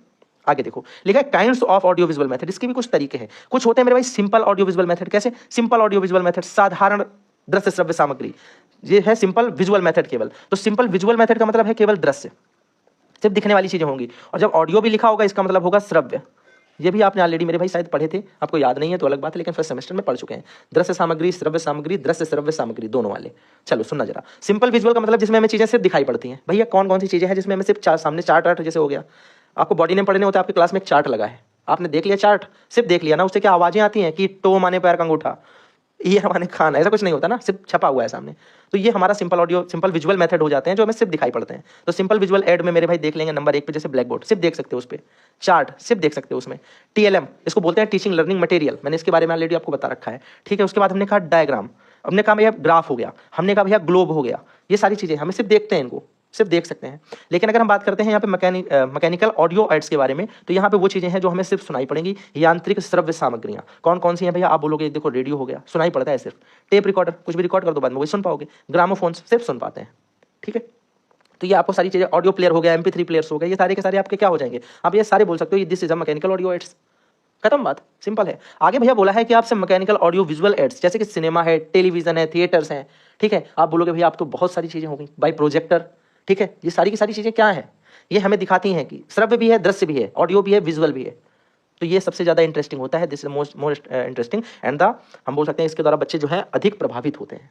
इंटरेस्टिंग मेथड भी है, इंटरेस्ट भी उनका जागृत होगा, और साथ ही साथ सीखने में थोड़ा सा इंटरेस्टेड रहते हैं, मजा लेते हैं उसको पूरा एंजॉयमेंट के साथ में, समझ रहे हो ना। तो ये सारी चीजें होती हैं। आगे अगर हम लोग बात करें, अब लास्ट बचा है टेक्निक्स। हमने अप्रोच पढ़ लिया, अप्रोच के अंदर हमने स्ट्रक्चरल अप्रोच के बारे में पढ़ लिया, उसके बाद भैया हमने ओरल अप्रोच के बारे में पढ़ा, ठीक है ना, और भैया सिचुएशनल अप्रोच के बारे में पढ़ा। फिर हमने मेथड्स पढ़े, मेथड में मेरे भाई हमने कितने मेथड पढ़े हैं बताना जरा, आप बोलोगे डॉक्टर वेस्ट पढ़ा। उसके बाद भैया हमने बाइलिंगुअल पढ़ा, हमने डायरेक्ट पढ़ा, हमने ग्रामर कम ट्रांसलेशन पढ़ा, हमने ऑडियो लिंगुअल पढ़ा, हमने मेरे भाई ऑडियो और वीडियो लिंगुअल देखा। तो वीडियो और वीडियो केवल, तो केवल विजुअल, केवल ऑडियो और वीडियो दोनों मिलाकर के 3 अलग अलग चीजें जो थी मैंने आपको इसके अंदर जो एड्स बताए हैं, सेम दैट मेथड, ठीक है। तो हर चीज को अगर मैं लिख के ऐसे समझाऊं तो बहुत बड़ी क्लास बन जाएगी भाई। मैं कोशिश करता हूं कि 1 घंटे में सब हो जाए मैक्सिमम। देखो यहां पे सुनना, अगर हम बात करते हैं टीचिंग प्रोसीजर बोलते हैं इसे। अब देखो टेक्निक्स होता क्या है, सॉरी टेक्निक्स, मैंने टीचिंग बोल दिया जल्दबाजी में। टेक्निक्स क्या है, मैंने कहा जैसे मैं कुछ पढ़ता हूं, अगर मैं कुछ उसके लिए प्लान कर रहा हूं तो मेथड था, प्लान तो मेथड होता है भैया, ठीक है। मैंने कहा उसको सीखने का कुछ तरीका जो है वो देखूंगा, तो बोलोगे भैया वो तो अप्रोच होता है, व्यू ऑफ थिंग्स, ठीक है। बोला अच्छा ठीक है, ये वाला तो ये नहीं हो सकता और ये भी नहीं होता, प्लान भी नहीं हो सकता है और देखने का नजरिया भी नहीं हो सकता, ये 2 चीजें तो भूल जाओ। तो भैया तीसरा हम क्या करते हैं, भैया कुछ मेरे पर्सनल टेक्निक्स भी तो होती हैं, पर्सनल स्ट्रेटजीज, जैसे नोट्स बनाना, शॉर्ट नोट्स बनाना, ये किसने सिखाया, मेरा है ना पर्सनल ये तो भैया। और मैंने कहा भैया जैसे मैथ पढ़ना है उसमें शॉर्ट ट्रिक्स, ठीक है भैया। और भैया कुछ शॉर्टकट्स, रिजल्ट डायरेक्ट याद कर लो, उसमें डायरेक्ट वैल्यू रखो, आंसर ला दो, ये क्या है, ये तो मेरी चीजें है ना, खुद की बनाई हुई, या फिर मैंने किसी से सीखी है ऐसे शॉर्ट्स में। तो ये भैया फिर क्या हुआ, ये सारी टेक्निक्स हो गई, ठीक है। बात समझ में आ गई। आपने एक पुस्तक ली, आपको वो बुक पूरी की पूरी पढ़नी है, आपने एक टाइम टेबल बनाया कि मैं इतने बजे से ये चैप्टर पढ़ूंगा, इतने बजे, इट्स कार्ड, ये मेरे भाई क्या है, ये आपके पढ़ने का एक तरीका हो गया, एक अप्रोच आपने तैयार की कि ऐसे इसको पढ़ना है। फिर आपने इसमें भी कुछ पार्ट्स बनाए, उसके कुछ सिंबल्स बना के सामने लगाया कि इसको ऐसे पढ़ सकते हैं। उसके बाद ये आपके प्लान हो गया कि इसको इससे पढ़ा जाएगा। दूसरे नंबर पे आप बोलोगे टेक्निक्स क्या है, टेक्निक्स ये है कि हमें इसे याद कैसे करना है। हमने कुछ मेथड निकाले इसको याद करने के कि भैया हम इसको ऐसे याद कर सकते हैं, इसको इससे रिलेट करके याद कर सकते हैं, ठीक है। और आप बोलोगे भैया यहाँ पे बहुत सारे तरीके हैं जैसे आप याद करना चाहो, तो वो सारी आपकी टेक्निक्स हो गई। अप्रोच अलग पता चल गई क्या है, मेथड आपको पता है क्या है, और टेक्निक्स आपको पता है क्या है। किसी भी तरीके की कोई दिक्कत किसी भी स्टूडेंट को नहीं होनी चाहिए मेरे भाई, पूरी बातें आपको समझ में आ गई होंगी। आगे सुनना, अब हम बात करते हैं टेक्निक्स की। टेक्निक्स में क्या है, teaching techniques are our personal strategies, जो हमारी खुद के ही स्ट्रेटजी हैं, वो होती हैं योग्यताएं, और साथ ही साथ that we use in the class, जो हम क्लास में प्रयोग करते हैं। वो सारे हमारे खुद के तरीके या खुद की योग्यताएं जो हम क्लास में अपने यूज करते हैं, वो सारी की सारी स्ट्रेटजीज कहलाती हैं मेरे भाई टेक्निक्स। बात समझ में आ गई, बोलोगे हाँ बढ़िया तरीके से। आगे भैया हमने बात की अगर, तो यहाँ पे जरा देखना लिखा है, it is a tool that is use to obtain on immediate result. अगर हम किसी रिजल्ट को तुरंत ही पाना चाहते हैं तो हमें यूज करते हैं किसका, टेक्निक्स का। तो इट इज अ टूल, ये एक तरीके का गैजेट है, टूल है, एक यंत्र है जिसका हम प्रयोग करते हैं कब, जब हमें एन इमीडिएट रिजल्ट, जब हमें कोई रिजल्ट तुरंत ही पता करना होता है। बढ़िया बात समझ में आ रही होगी, एकदम सरल लैंग्वेज में बता रहा हूँ, कोई इसमें ऐसा टफ नहीं है जो आपको ना आ रहा हो मेरे भाई, ठीक है। आगे अगर मेरे भाई हम लोग बात करते हैं, लिखा है कि it is a wide variety, इसमें मतलब बहुत सारी वैरायटीज हैं, एक्सरसाइजेस हैं, एक्टिविटीज हैं, उनकी बहुत सारी वैरायटी हैं। एक्सरसाइज और एक्टिविटीज की इसमें बहुत सारी वैरायटीज हैं। यहाँ पे साथ ही साथ हम डिवाइसेस जो है, बहुत सारे ऐसे यंत्र हैं जिनका प्रयोग करते हैं क्या करने में, लैंग्वेज टीचिंग इन क्लासरूम, जिनका प्रयोग हम लोग टीचिंग करते हैं, लैंग्वेज टीचिंग करने में क्लासरूम में। तो कई सारी ऐसी एक्टिविटी हैं जिनका हम इसमें प्रयोग करते हैं, कई सारे ऐसे डिवाइसेस हैं जिनका हम इसमें प्रयोग करते हैं। लाइक हम टेलीविजन से सीख रहे थे, है तो वैसे वो क्या ऑडियो विजुअल एड्स, लेकिन एक्चुअल में देखा जाए तो वो हमारी टेक्निक है ना उसे सीखने की। बात समझ पाए। चलो आगे सुनना भैया, जैसे हम ड्रामा है, ठीक है, डायलॉग्स हो गए, क्वाइज हो गया, ये सारे तरीके हैं इसको सीखने के। अब मैंने कहा भैया अब हमें बचा है थोड़ी सी चीजें, और ये पहला चैप्टर का जो आपका मेथड, अप्रोच और टेक्निक्स था पूरा का पूरा हम लोगों ने एंड कर दिया है। अब आ जाओ भैया लैंग्वेज गेम्स पे, जरा सा है सुनना जरा। लिखा है भैया game which is played to learn English in a proper way is called language games. बोला है कि गेम जो है वो इस तरीके की चीजों को हम लोग इसमें गेम बोल रहे हैं जो हमें इंग्लिश को प्रॉपर वे में सिखाते हैं, एक निश्चित क्रम में हम अंग्रेजी सिखाते हैं, उन्हीं की बात हम बोल रहे हैं यहाँ पे लैंग्वेज गेम्स में। जैसे भैया कौन कौन से हो गए जरा बताओ वो लैंग्वेज गेम्स के बारे में। आप बोलोगे भैया कुछ इंपॉर्टेंट ऑफ लैंग्वेज गेम्स में अगर हम बात करते हैं उनके बारे में कुछ अच्छी बातें भी हैं, देखो कौन कौन सी।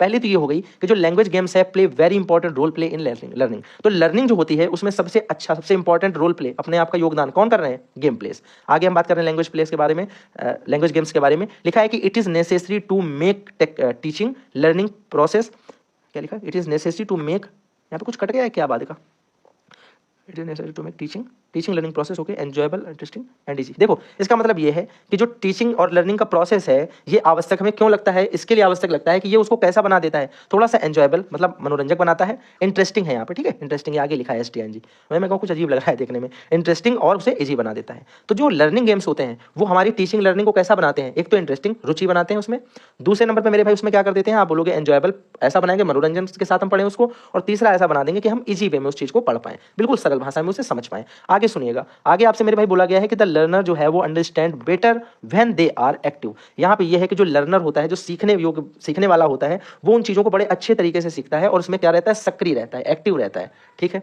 आगे मेरे भाई बात करते हैं, अब देखो यहाँ पे एक्टिव रहता है, तुम्हें पता है जब कहानी कथन विधि हमने पढ़ी थी, स्टोरी टेलिंग प्रोसेस जो होता है भैया वो एक ऐसा प्रोसेस होता है जिसमें जो स्टूडेंट होता है वो अनएक्टिव हो जाता है, क्योंकि उसे कुछ करना नहीं, वो तो सिर्फ सुन रहा है ना, अनएक्टिव हो जाता है। लेकिन वही एक सुकरात का एक जो मेथड है मेरे भाई, प्रोसेस है, वो कौन सा था, आप बोलोगे वो क्वेश्चन वाला था, प्रश्नोत्तर विधि। प्रश्नोत्तर विधि में क्या होता है, स्टूडेंट और टीचर दोनों एक्टिव रहते हैं कि कब क्या पूछ दिया जाए, कब मेरे ऊपर लात घूंसे चालू हो जाए, मतलब ऐसे वैसे फनी में बोला, आपको याद रहे, तो इसके लिए वो यूज किया जाता था। तो इसमें भी याद रखिएगा जब आप किसी बच्चे को भाई किसी गेम के द्वारा सिखाते हैं तो वो एक्टिव रहता है, भाई थोड़ी औंघार आए से बैठे लेजी में भैया नहीं पढ़ पाएंगे, अरे गेम हो रहा है एकदम आए खुश खेलेंगे भैया, फिर तो होता है ना ऐसा, तो ये आपको याद रखना है। देखिएगा अब हम लोग कुछ गेम्स के बारे में बात करने वाले हैं। नंबर 1 होता है हमारा क्वेश्चन गेम। क्वेश्चन गेम क्या होता है, किसी क्लास को हम लोग 2 पार्ट में डिवाइड कर देते हैं, एक होता है ग्रुप फर्स्ट, एक होता है ग्रुप सेकंड। आपसे एक MCQ में क्वेश्चन पूछा गया था मेरे भाई, याद रखना, MCQ में क्वेश्चन पूछा गया था कि लैंग्वेज गेम्स में जो क्लास होती है उसको कितने पार्ट्स में डिवाइड करते हैं, तो बोले हुए 2 ग्रुप्स में डिवाइड करते हैं, ग्रुप 1 और ग्रुप 2। मैंने आपको करवाया MCQ क्लास में, उसको देखना, तो वो यहीं से आता है क्वेश्चन, देखना जरा।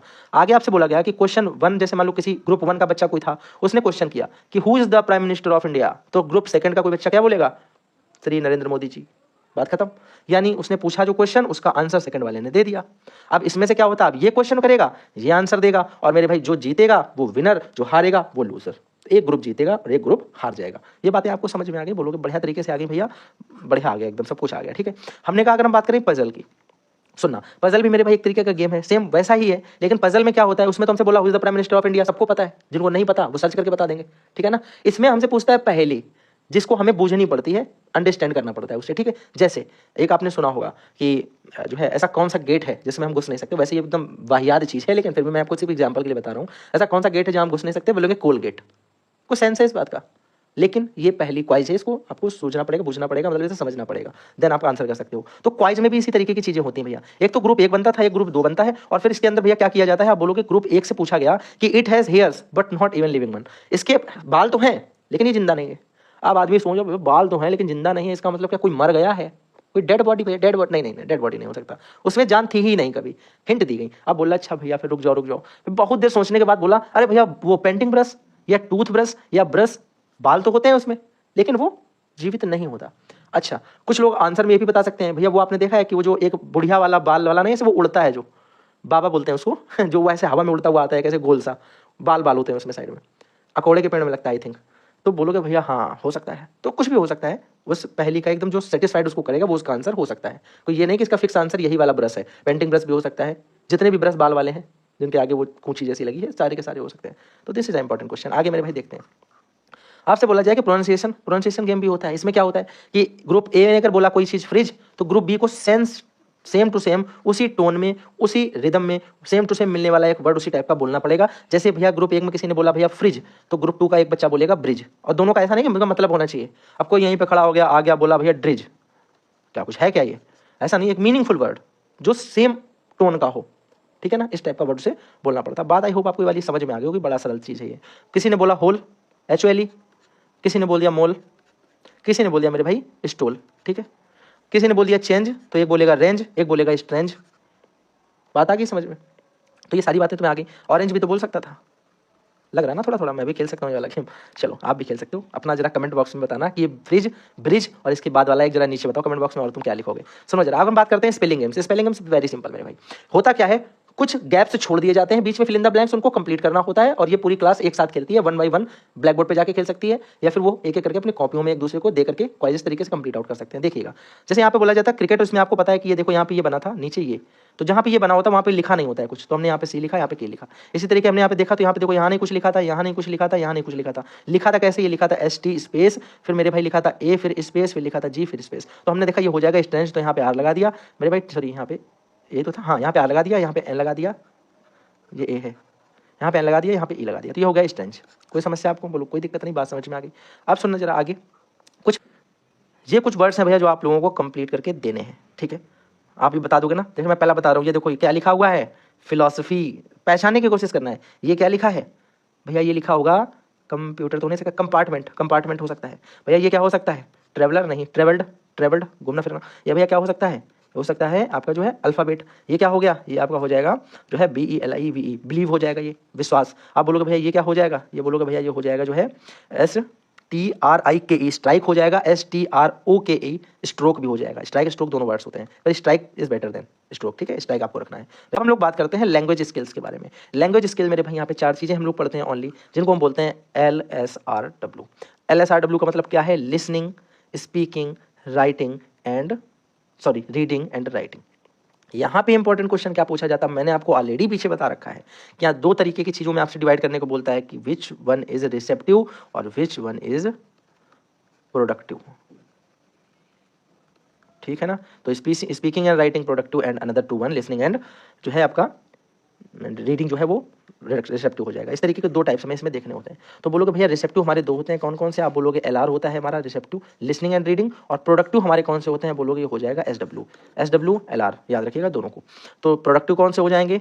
SW यानी स्पीकिंग एंड राइटिंग, और रिसेप्टिव कौन से हो जाएंगे? Listening and reading. बात आई समझ में, हाँ या ना? अगले नंबर पे आ जाओ, बात कर रहे हैं क्लासरूम टीचिंग के बारे में। चैप्टर 2 है, शायद चैप्टर 1 पूरा हो चुका है, चैप्टर 2 में थोड़ा सा है, जरा सा ज़्यादा नहीं पढ़ना है। बोला गया है कि classroom teaching is a process that allows teachers to control the learning and direction of their classroom. Classroom teaching का मतलब ये होता है कि एक प्रोसेस है जो टीचर को अपने क्लास को, पढ़ाई को लेकर के एक सही दिशा दिखाने के लिए नियंत्रित करता है, और उसमें एक नियंत्रण बना के रखता है। क्या बना के रखता है? नियंत्रण। और उसको क्या करता है? एक सही डायरेक्शन देता है, अपनी क्लास को एक निश्चित दिशा देता है, ठीक है। सिंपल सी बात है, ये बात तो बढ़िया भैया समझ में आ जाएगी। आगे देखो, कुछ जनरल ग्रीटिंग्स हैं जो आपको पता होनी चाहिए, बेस्ट विशेष, जैसे गुड मॉर्निंग बोल देना सुबह टीचर से, गुड आफ्टरनून बोलना, गुड इवनिंग वगैरह, कोई निकल रहा है जा रहा घर पे बोलो, ये सारी चीज़ें मतलब अपने एक अच्छी ग्रीटिंग्स हैं जो आपको सामान्य रूप से पता होनी चाहिए। आपको गुड लक किसी को बोल दिया, गॉड ब्लेस यू बोल दिया, ठीक है। तुम नहीं, बच्चे नहीं बोलेंगे भाई, ठीक है। हैव अ गुड डे, ये सारी चीज़ें ग्रीटिंग्स हो गई, ठीक है। आगे देखते हैं जरा भैया, आगे लिखा है recognise the word for person. किसी पर्सन के हिसाब से जो उसके वर्ड होते हैं उनको देखो अकॉर्डिंग टू उनकी ड्यूटी के हिसाब से। अब जैसे जो लोग सफाई करने वाले हैं उनको बोलते हैं स्वीपर, ठीक है। अगर हम बात करें कोई ऐसा है जो जूता सिल रहा है, मोची वगैरह, ये कौन? उनको बोले कॉबलर बोला जाएगा मेरे भाई। इसके बाद आयरन स्मिथ हम किसे बोलते हैं? ये जे नहीं है, ये आई है, ठीक है। Iron Smith. लुहार हो गया। गोल्ड स्मिथ क्या होता है बताइएगा। इसके बाद कारपेंटर मेरे भाई जो है ये क्या हो गया? बढ़ई हो गया। बॉर्डर मेरे भाई, बार्बर जो है ये क्या हो जाएगा? नाई। कैसे लिख दिया मैंने, यह हो गया, ठीक है, नाई हो गया, बार्बर। अब जरा बताना मेरे भाई, आपसे मैंने पूछा जो गोल्ड स्मिथ है ये कौन है, ठीक है ना। और जरा एक बता दो, जो है वॉचमैन हो गया, पोस्टमैन हो गया। तो ये सारे कैसे हो जाएंगे? रिकॉग्नाइज वर्ड फॉर पर्सन, उनके हिसाब से उनके पर्सन का पहचानना, ठीक है। अगर हम आपको वर्क की बात करें, आपको और क्या खुद से करना है जो कि टीचरों ने करवाया है, भाई मैं सैल्यूट करता हूँ उनको कि वो कैसे अपनी क्लास को 2-3 घंटे का बना लेते हैं। वो फर्जी चीज़ें भी हैं कुछ, जैसे देखो एनिमल्स नेम, भाई तुम इतने बड़े हो गए, ये तो पढ़ाने वाली चीज़ें नहीं कि एनिमल्स नेम तुम्हें नहीं पता है, ठीक है। तुम्हें बर्ड्स नेम नहीं 10 पता है, तुम्हें फ्लावर नेम नहीं पता है, तुम्हें फ्रूट नेम नहीं पता है, भाई फ्रूट्स के नाम हो गए, फलों के नाम, पक्षियों के नाम, जानवरों के नाम, ठीक है, सब्जियों के नाम, वेजिटेबल्स नेम हो गया, प्लांट्स नेम, कुछ पेड़ पौधों के नाम आपको याद करने 5, जैसे बनियान ट्री हो गया, ठीक है।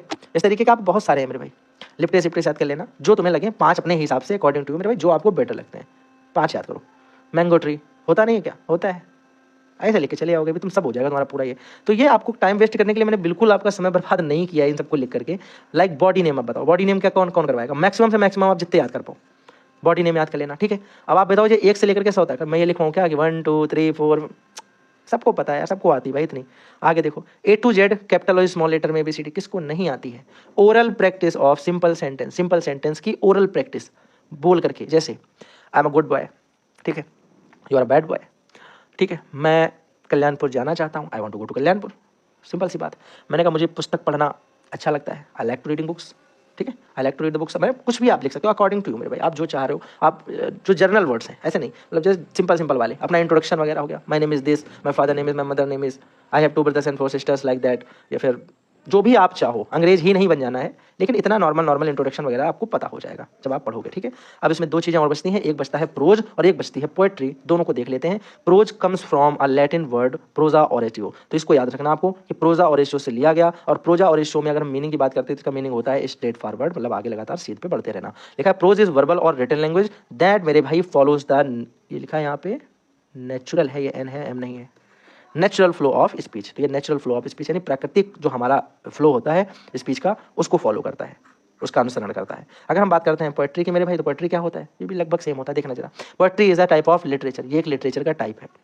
यहाँ पे क्या है, based on the interplay of words and rhyme, इसमें एक राइम भी होती है मेरे भाई, जो पोएम वगैरह होती है पोएट्री टाइप की, पोएम पोएट्री में होती है, ठीक है। अप्रोच जो होता है वो हम नॉर्मल यूज करते हैं, जैसे गद और पद, आपको हिंदी में मैंने बताया था गद और पद, ठीक है ना मेरे भाई। तो पद क्या होते हैं, आप बोलोगे पद वो होते हैं जिनको हम मेरे भाई क्या करते हैं, राइम के साथ एक सुर लय होती है, ताल होती है, सब इसमें आ जाएंगे वो। और आपने कहा जो हम सिंपल सिंपल से नॉर्मल बातें करेंगे रोजमर्रा में, दैनिक जीवन में, डेली लैंग्वेज में यूज करते हैं, देन इट्स इज प्रोज, गद हो गया। बात आगे समझ में, इसी के साथ में पूरे चैप्टर्स का हम लोगों ने कर दिया है दी एंड। अगर पहला क्वेश्चन आपसे पूछा गया विच one is not in a simple visual add, कौन सा सिंपल विजुअल एड नहीं। अब देखो विजुअल मतलब क्या होता है, विजुअल एक ऐसे एड होते हैं जिनमें हमें सारी चीजें सिर्फ दिखाई पड़ती हैं, ऑडिबल जो होते हैं उनमें सुनाई पड़ती हैं, ठीक है। तो ध्यान से देखिएगा, ब्लैक बोर्ड तो एक विजुअल होता है, चाक बोर्ड भी एक विजुअल है, बुक भी एक सामने लिखा है, चित्र बना दिखेगा, लेकिन रेडियो जो है वो एक तरीके से कौन सा होता है, आप बोलोगे ये एक ऑडियो एड होता है, तो ये मेरे भाई एक ऑडियो एड होता है, ऑडियो एड्स होता है, ठीक है। अगर आपसे पूछा जाए टेलीविजन कैसा होता है, बताना जरा। टेलीविजन आप बोलोगे भैया टेलीविजन जो है उसमें दिखाई भी पड़ता है, सुनाई भी पड़ता है, इसको बोलते हैं ऑडियो विजुअल एड, ठीक है, दोनों तरीके का होता है। आगे भैया बात करते हैं दूसरे नंबर क्वेश्चन की। क्वेश्चन बोल रहा है कि who will be invented the bilingual method. Bilingual method क्या होता है, bilingual method is the combination of मेरे भाई डायरेक्ट मेथड और ग्रामर कम ट्रांसलेशन मेथड, यानी ग्रामर कम ट्रांसलेशन मेथड, और हम बात करें अगर अपने डायरेक्ट मेथड की तो उनका कॉम्बिनेशन, उनके बीच का रास्ता जो है वो कौन है, बाइलिंगुअल मेथड है। ये तो सिंपल सी डेफिनेशन थी, आप याद कर सकते हो। आप देखो बाइलिंगुअल मेथड जो है उनको इन्वेंट करने वाले कौन है, प्रोफेसर सीजे डॉर्सन।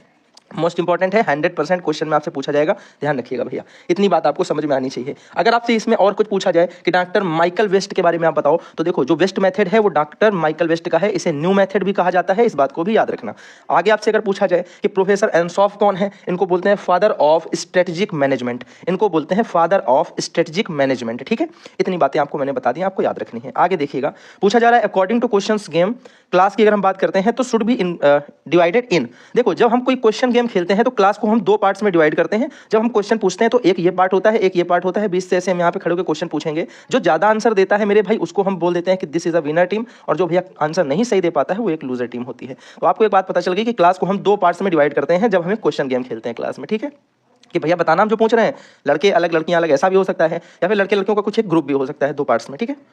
चलिए आगे बात करते हैं। पूछ रहा है विच one is not the type of games, कौन सा एक गेम का टाइप नहीं है। ओरल गेम्स होते हैं, राइटिंग लैंग्वेज गेम्स होते हैं, सिंगिंग गेम्स नहीं होता भैया, सिंगिंग गेम्स नहीं होता, गा के हम लोग नहीं गेम खेल रहे होते हैं।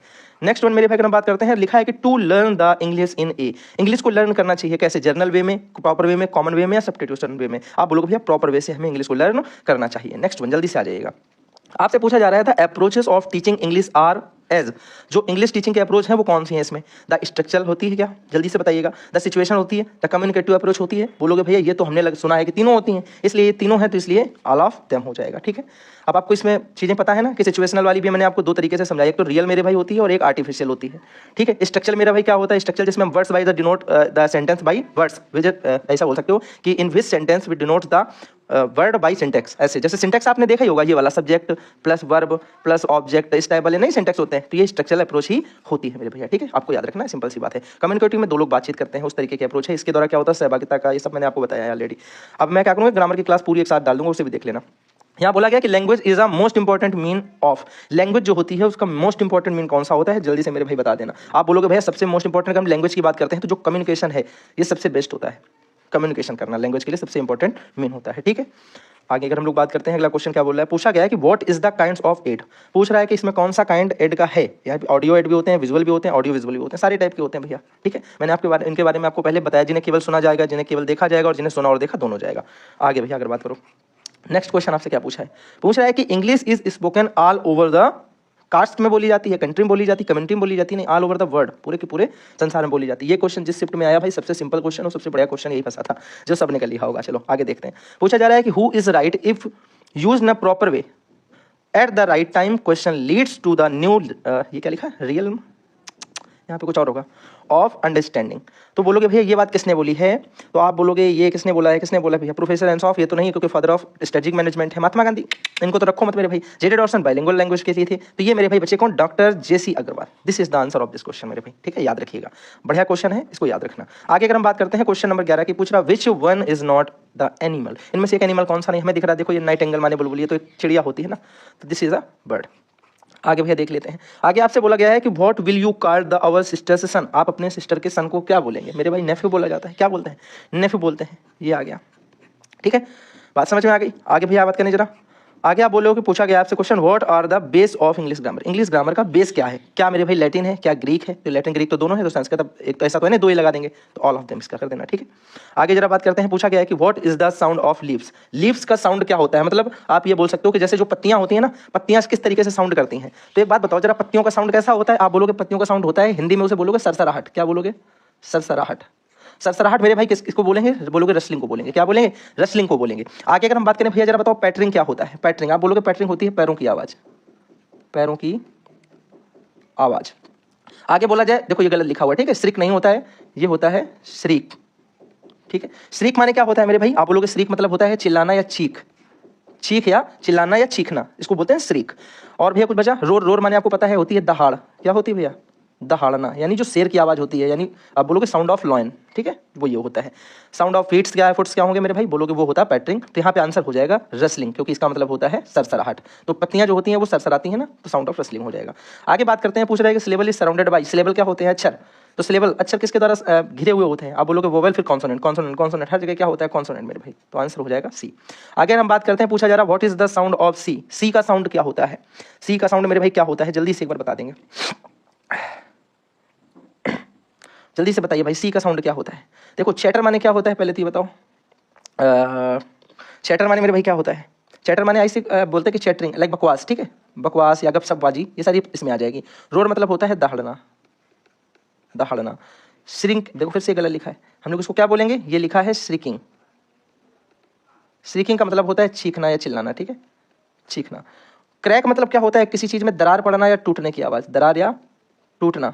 तो भैया इसमें तो इसका आंसर कोई भी नहीं मुझे लग रहा है। सी मतलब समुद्र हो गया ना यार, समुद्र का साउंड इनमें से तुम्हें लग रहा है क्या कुछ होगा, इनमें से कोई साउंड मुझे लग ही नहीं रहा कि आंसर इसमें भी सही होंगे, ठीक है। ये क्वेश्चन आपको दिया गया, ऑप्शन इसके सही है क्या, टाइपिंग में मिस्टेक तो नहीं हुई है। एक सेकंड रुकिएगा भैया, टाइपिंग में मिस्टेक तो नहीं हुई है, क्वेश्चन यही है। हाँ देख लो ना, मैं फिर भैया कुछ गलत बता दूँ तो और दिक्कत है फिर उसमें, तो इससे बेटर क्या है कि गलत ना बताया जाए, ठीक है। आपके देखिए इसमें जो ऊपर से आंसर सही माना गया है वो माना गया है रोर, यानी इनके हिसाब से जो सी है वो दहाड़ता है, ठीक है। तो जो इन्हें मान लिया वो हम भी कर देंगे, काम खत्म है, ठीक है, ठीक, परेशान मत हो, बिल्कुल सही चीज़ मैं आपको यहाँ पे बताऊंगा। मैं आपको बाकी देखो मैंने आपको इसमें मीनिंग बता दी है सारी, अब आप अपने हिसाब समझो। देखो बकवास तो हो नहीं सकता, चीखना क्या चीखता है, सी नहीं चीखता है ना। यहाँ पे आप साउंड ऑफ चाहो तो सी की जगह साउंड ऑफ लॉयन भी कर सकते हो, ताकि अगर यही है तो दोनों के लिए याद कर लेना, ठीक है।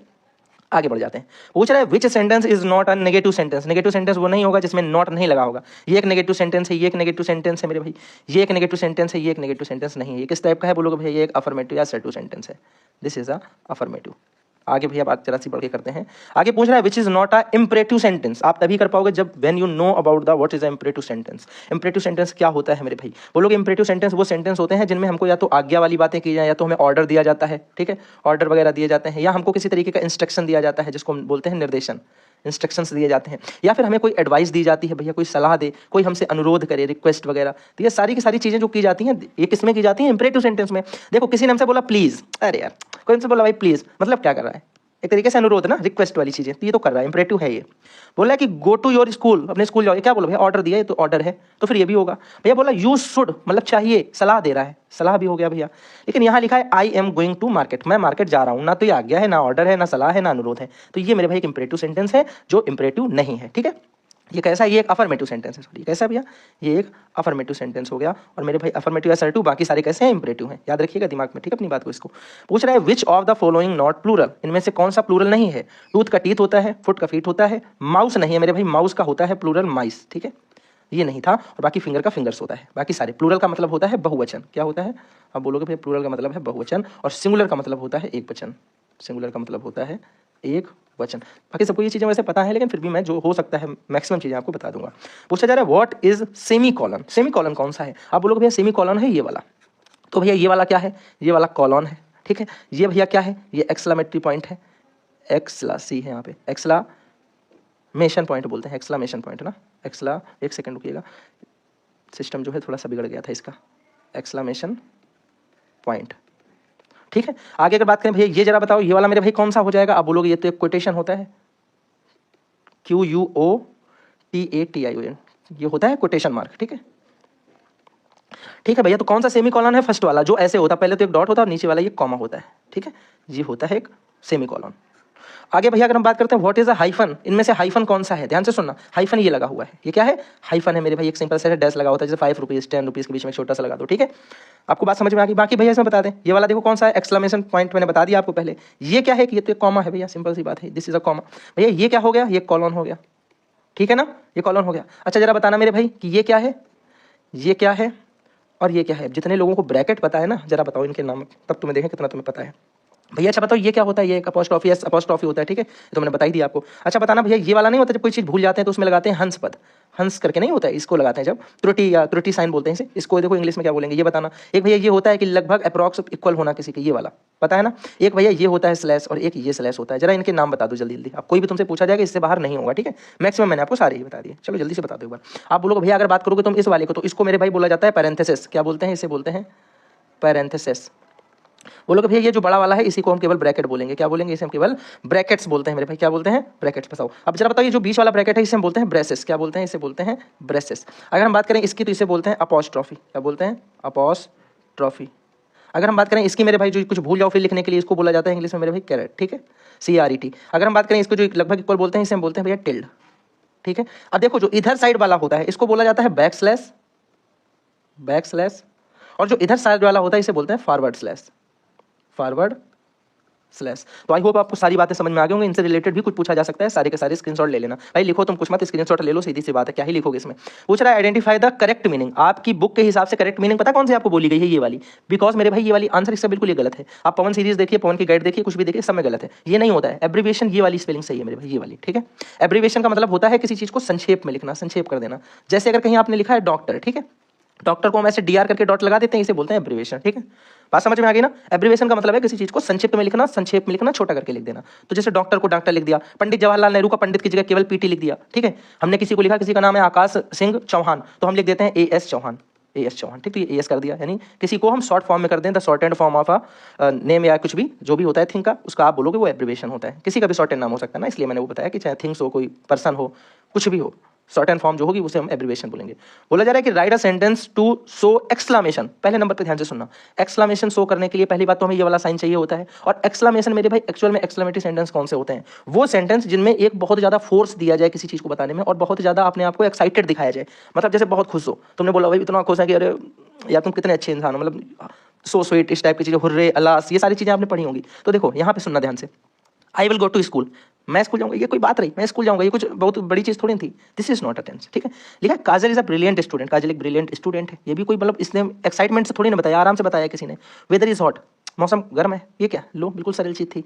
हाउ स्वीट इज पायल, भाई पायल कितनी अच्छी है, अब कितनी अच्छी बता नहीं पा रहा है, मतलब इतनी ज्यादा वो अच्छी है, तो दिस इज एक्सक्लेमेटरी साउंड, ठीक है, एक्सक्लेमेशन हो जाएगा यहाँ पे। और मेरे भाई ये सेंटेंस एक एक्सक्लेमेटरी सेंटेंस हो जाएगा। बात समझ में आ गई। हाउ स्वीट, हाउ से स्टार्ट हो जाते हैं, तो ऐसे याद कर लो, लेकिन वो क्वेश्चन वर्ड वाला हाउ अलग है, इसमें क्वेश्चन वर्ड की तरह हाउ नहीं यूज होना चाहिए।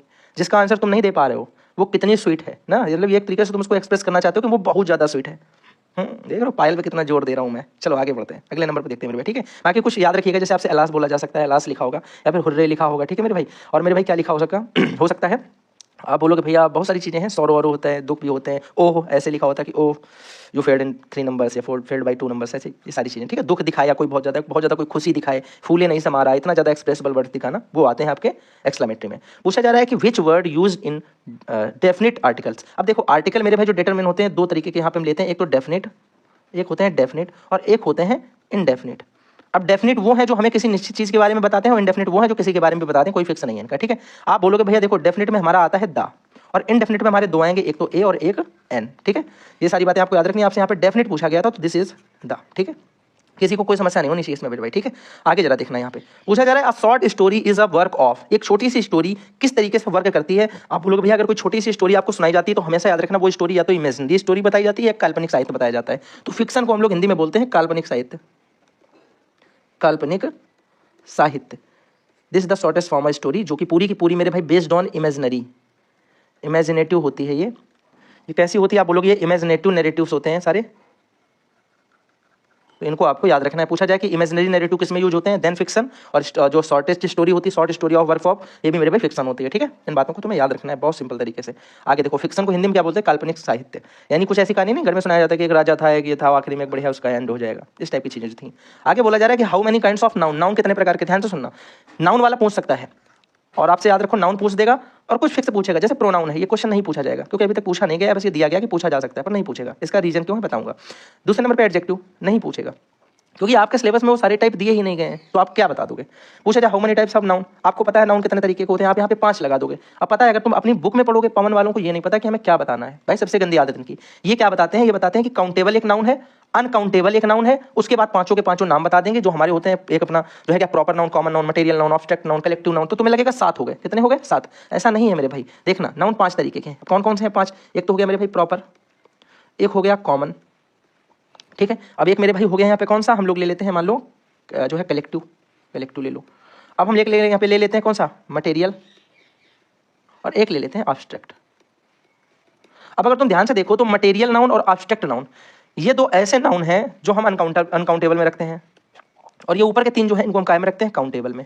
मतलब जिनको हम गिन सकते हैं वो काउंटेबल नाउन में आएंगे, और जिनको नहीं गिन सकते हैं वो अनकाउंटेबल में आएंगे। अब आप सोच रहे हो भैया ऐसे कैसे, मटेरियल वाले में तो गिन लेंगे। हमने कहा जरा गिन के बताओ कि जो है 50 ग्राम सोना, 50 ग्राम गोल्ड। अब गिनो जरा इसमें कितने गोल्ड हैं, नहीं गिन पाओगे ना, बिकॉज वो हम उसको मेजर कर सकते, उसे तौल सकते हैं, ठीक है। उसका क्वांटिटी बता सकते हैं, नंबर ऑफ क्वालिटी नहीं बता सकते हैं, ठीक है। Adjective of quantity, adjective of quality, adjective of number आप जब पढ़ते हैं तो उसमें एडजेक्टिव ऑफ क्वांटिटी उसकी बता सकते हैं, और उसका हम नंबर नहीं बता सकते, तो वो अनकाउंटेबल है, उसे काउंट नहीं किया जा सकता है, तौला जा सकता है। ये 5 तरीके की है, 1 2 3 4 और ये हमारा 5। बात समझ में आ गई, बढ़िया तरीके से बोलोगे। हाँ अब देखना अगला क्वेश्चन पूछ रहा है how many kinds of pronoun. ये क्वेश्चन आपसे नहीं पूछा जाएगा, पहली बात तो ये है, लेकिन अगर आपसे पूछा जाता है, आप एक बात याद रखना, वैसे तो मेरे भाई प्रोनाउन होते हैं टोटल 8 तरीके के, ठीक है।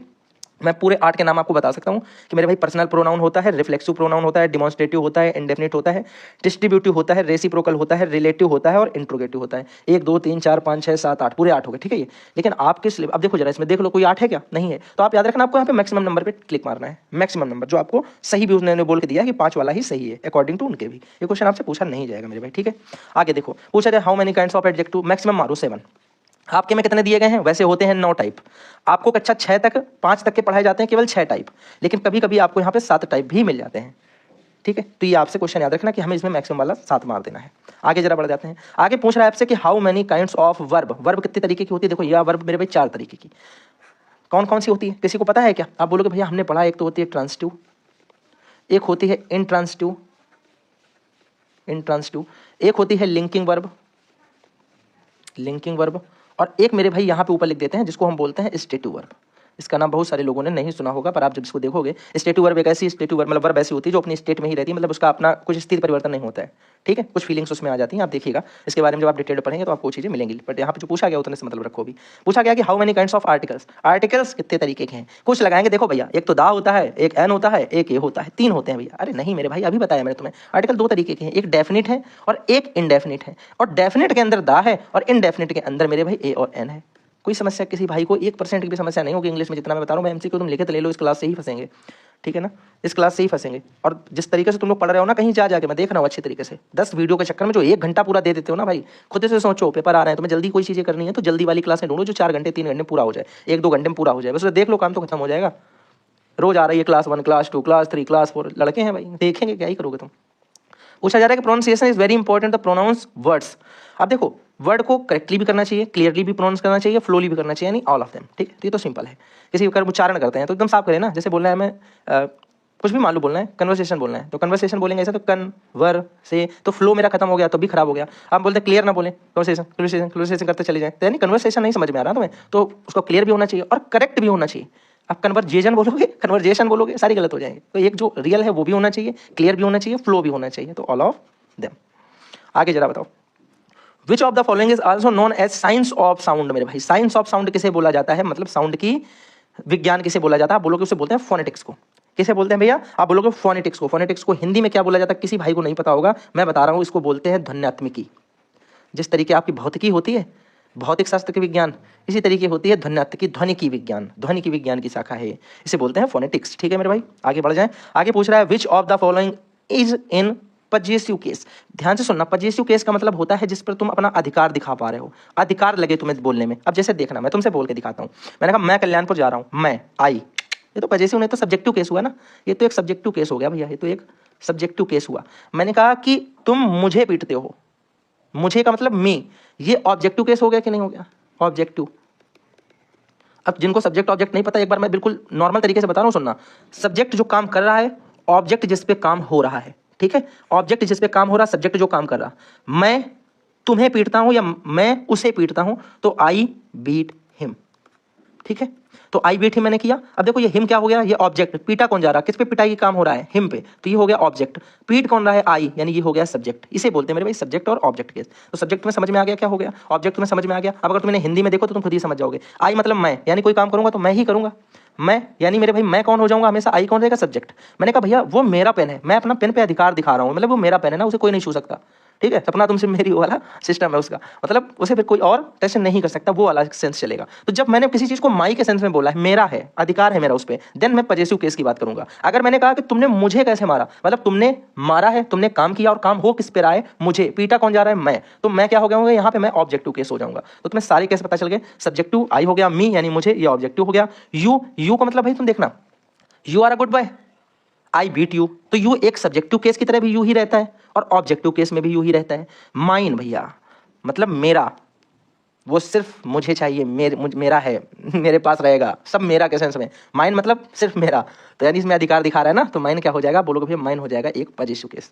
यू का पजेसिव केस अगर पूछा जाए तो बोलोगे भैया योर हो जाएगा, और मी का पजेसिव केस भैया बोला जाए तो माई हो जाएगा। वी का अगर पजेसिव केस बोला जाए तो अवर हो जाएगा। दे का पजेसिव केस बोला जाए तो देर हो जाएगा, ठीक है। ये सारे पजेसिव केस हैं। बाकी आप चाहना तो मैं सारा पूरा जो ग्रामर का एक क्लास अगर आप चाहते हो, कमेंट बॉक्स में मुझे बस इतना लिखना, हैशटैग ग्रामर। क्या लिखोगे आप, लिखोगे हैशटैग ग्रामर। मैं पूरी की पूरी ग्रामर एक ही क्लास में, मुश्किल से मेरे भाई 1 घंटे का समय देना, 1 घंटे में पूरी ग्रामर बता दूंगा, नाउन से लेकर के पार्ट ऑफ स्पीच से लेकर नरेशन तक की शॉर्टेस्ट तरीके से सारी चीजें बता दूंगा।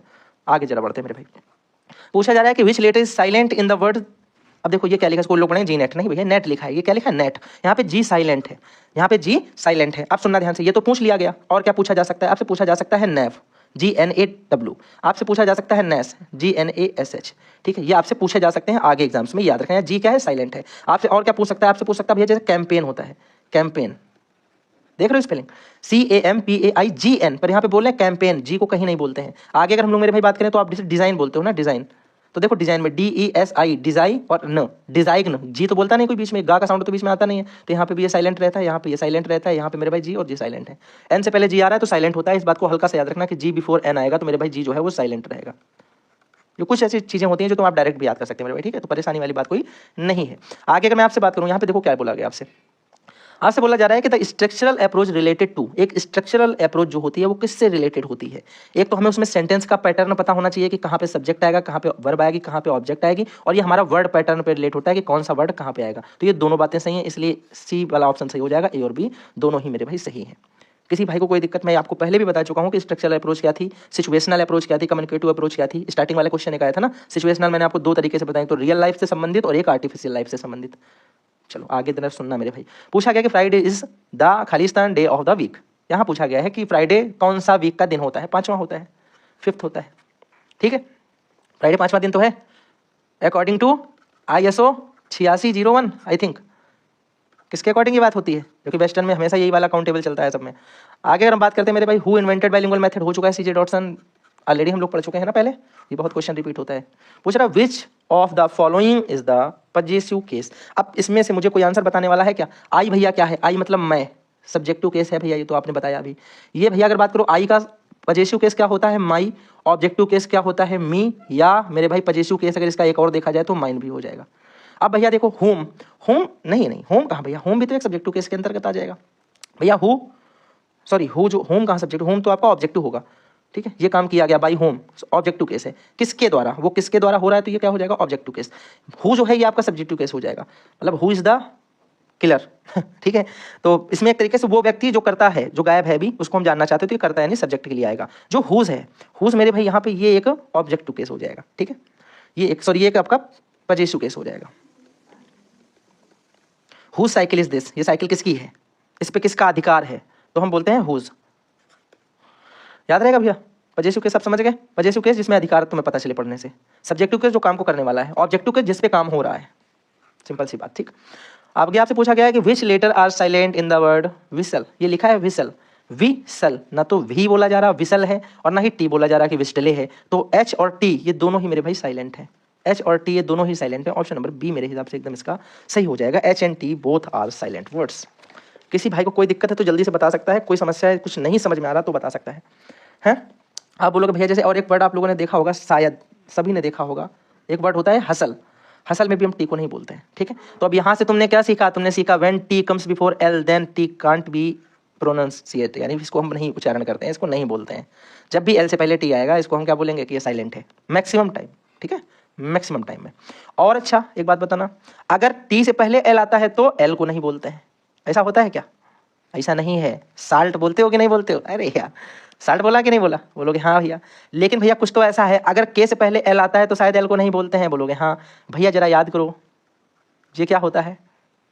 टाल्क नहीं, टॉक टू मी, टाक होता है, ठीक है। चलो तो ये बातें आपको याद रखनी, हसल मैंने आपको बता दिया। और इस तरीके का और भी सारे वर्ड हैं जो आप चाहो तो करके देख लेना, ठीक है। पूछा गया है which of the following word is adjective, इनमें से कौन सा एक एडजेक्टिव है? चूज मतलब किसी चीज को हमने चुन लिया, मैंने तुमको चुन लिया है, तुम्हें मुझको चुनना, हटाओ छोड़ो ये। उसने तुमसे जो पूछा सिर्फ इतना देखो, एडजेक्टिव पूछा है। एडजेक्टिव मेरे भाई अगर देखा जाए तो चूज का एडजेक्टिव केस जो होता है वो एक्चुअल में मेरे भाई होता है चॉइस। क्या होता है? चॉइस होता है, ठीक है। पैंडेमिक बीमारी नहीं बननी है तुम्हें, ट्रमेंडियस भी होता है, ठीक है। चॉइस होता है, देखना जरा। लेकिन यहाँ पे हमें चॉइस तो दिया नहीं है, हम यहाँ पे कौन सा देखेंगे? हमें चूज ही दिया गया है। चूजी का अर्थ भी मेरे भाई चॉइस के अर्थ में ही आ जाएगा, ठीक है। तो चूजी एक एडजेक्टिव हो जाएगा। चूजली मेरे भाई क्या है? ये एक एडवर्ब हो जाएगा, ठीक है ना। चूजर कौन है? ये चूजर तो एक तरीके से सब्जेक्ट हो जाएगा, जो चुनने वाला व्यक्ति है चूजर। चूज मतलब चुनना, ये एक वर्ब है। इसकी सेकंड फॉर्म भी तुम्हें पता है, थर्ड फॉर्म भी तुम्हें पता है, ठीक है। तो याद रखना, चॉइस पूछा जाता तब भी एक एडजेक्टिव होता, चूज ही पूछा गया है तब भी एक एडजेक्टिव है।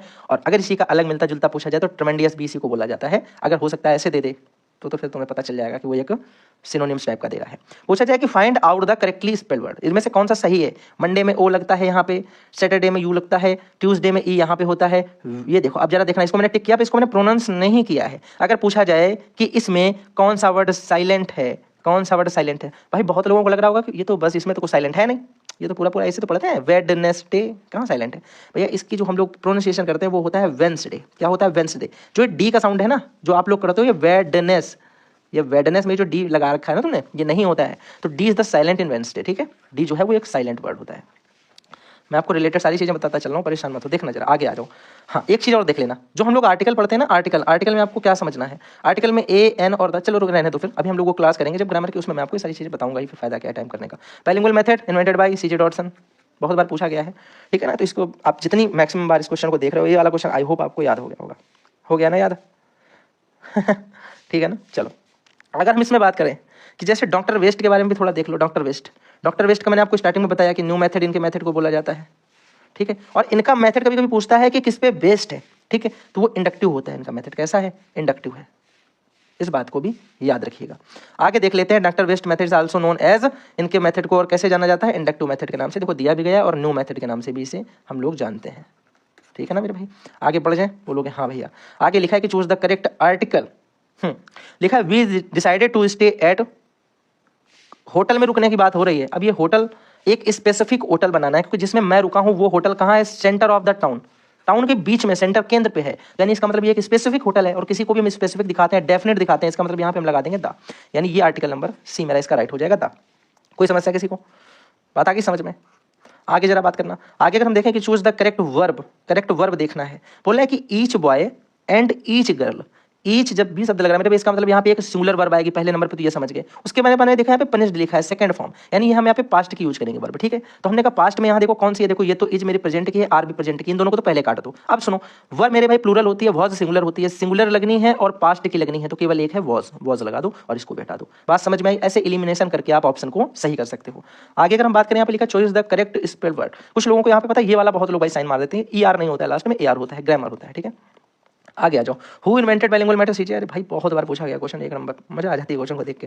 लिखा है new method is related to, नया मेथड भी हम डॉक्टर वेस्ट के मेथड को बोलते हैं, और इंडक्टिव मेथड भी इन्हीं के नाम देते हैं मेरे भाई, इनके मेथड को इंडक्टिव मेथड, ठीक है। तो याद रखिएगा, ये बातें मैं आपको ऑलरेडी पीछे बता चुका हूँ। चूज द करेक्ट प्रिपोजिशन पूछ रहा है, इसका सही प्रिपोजिशन बताओ।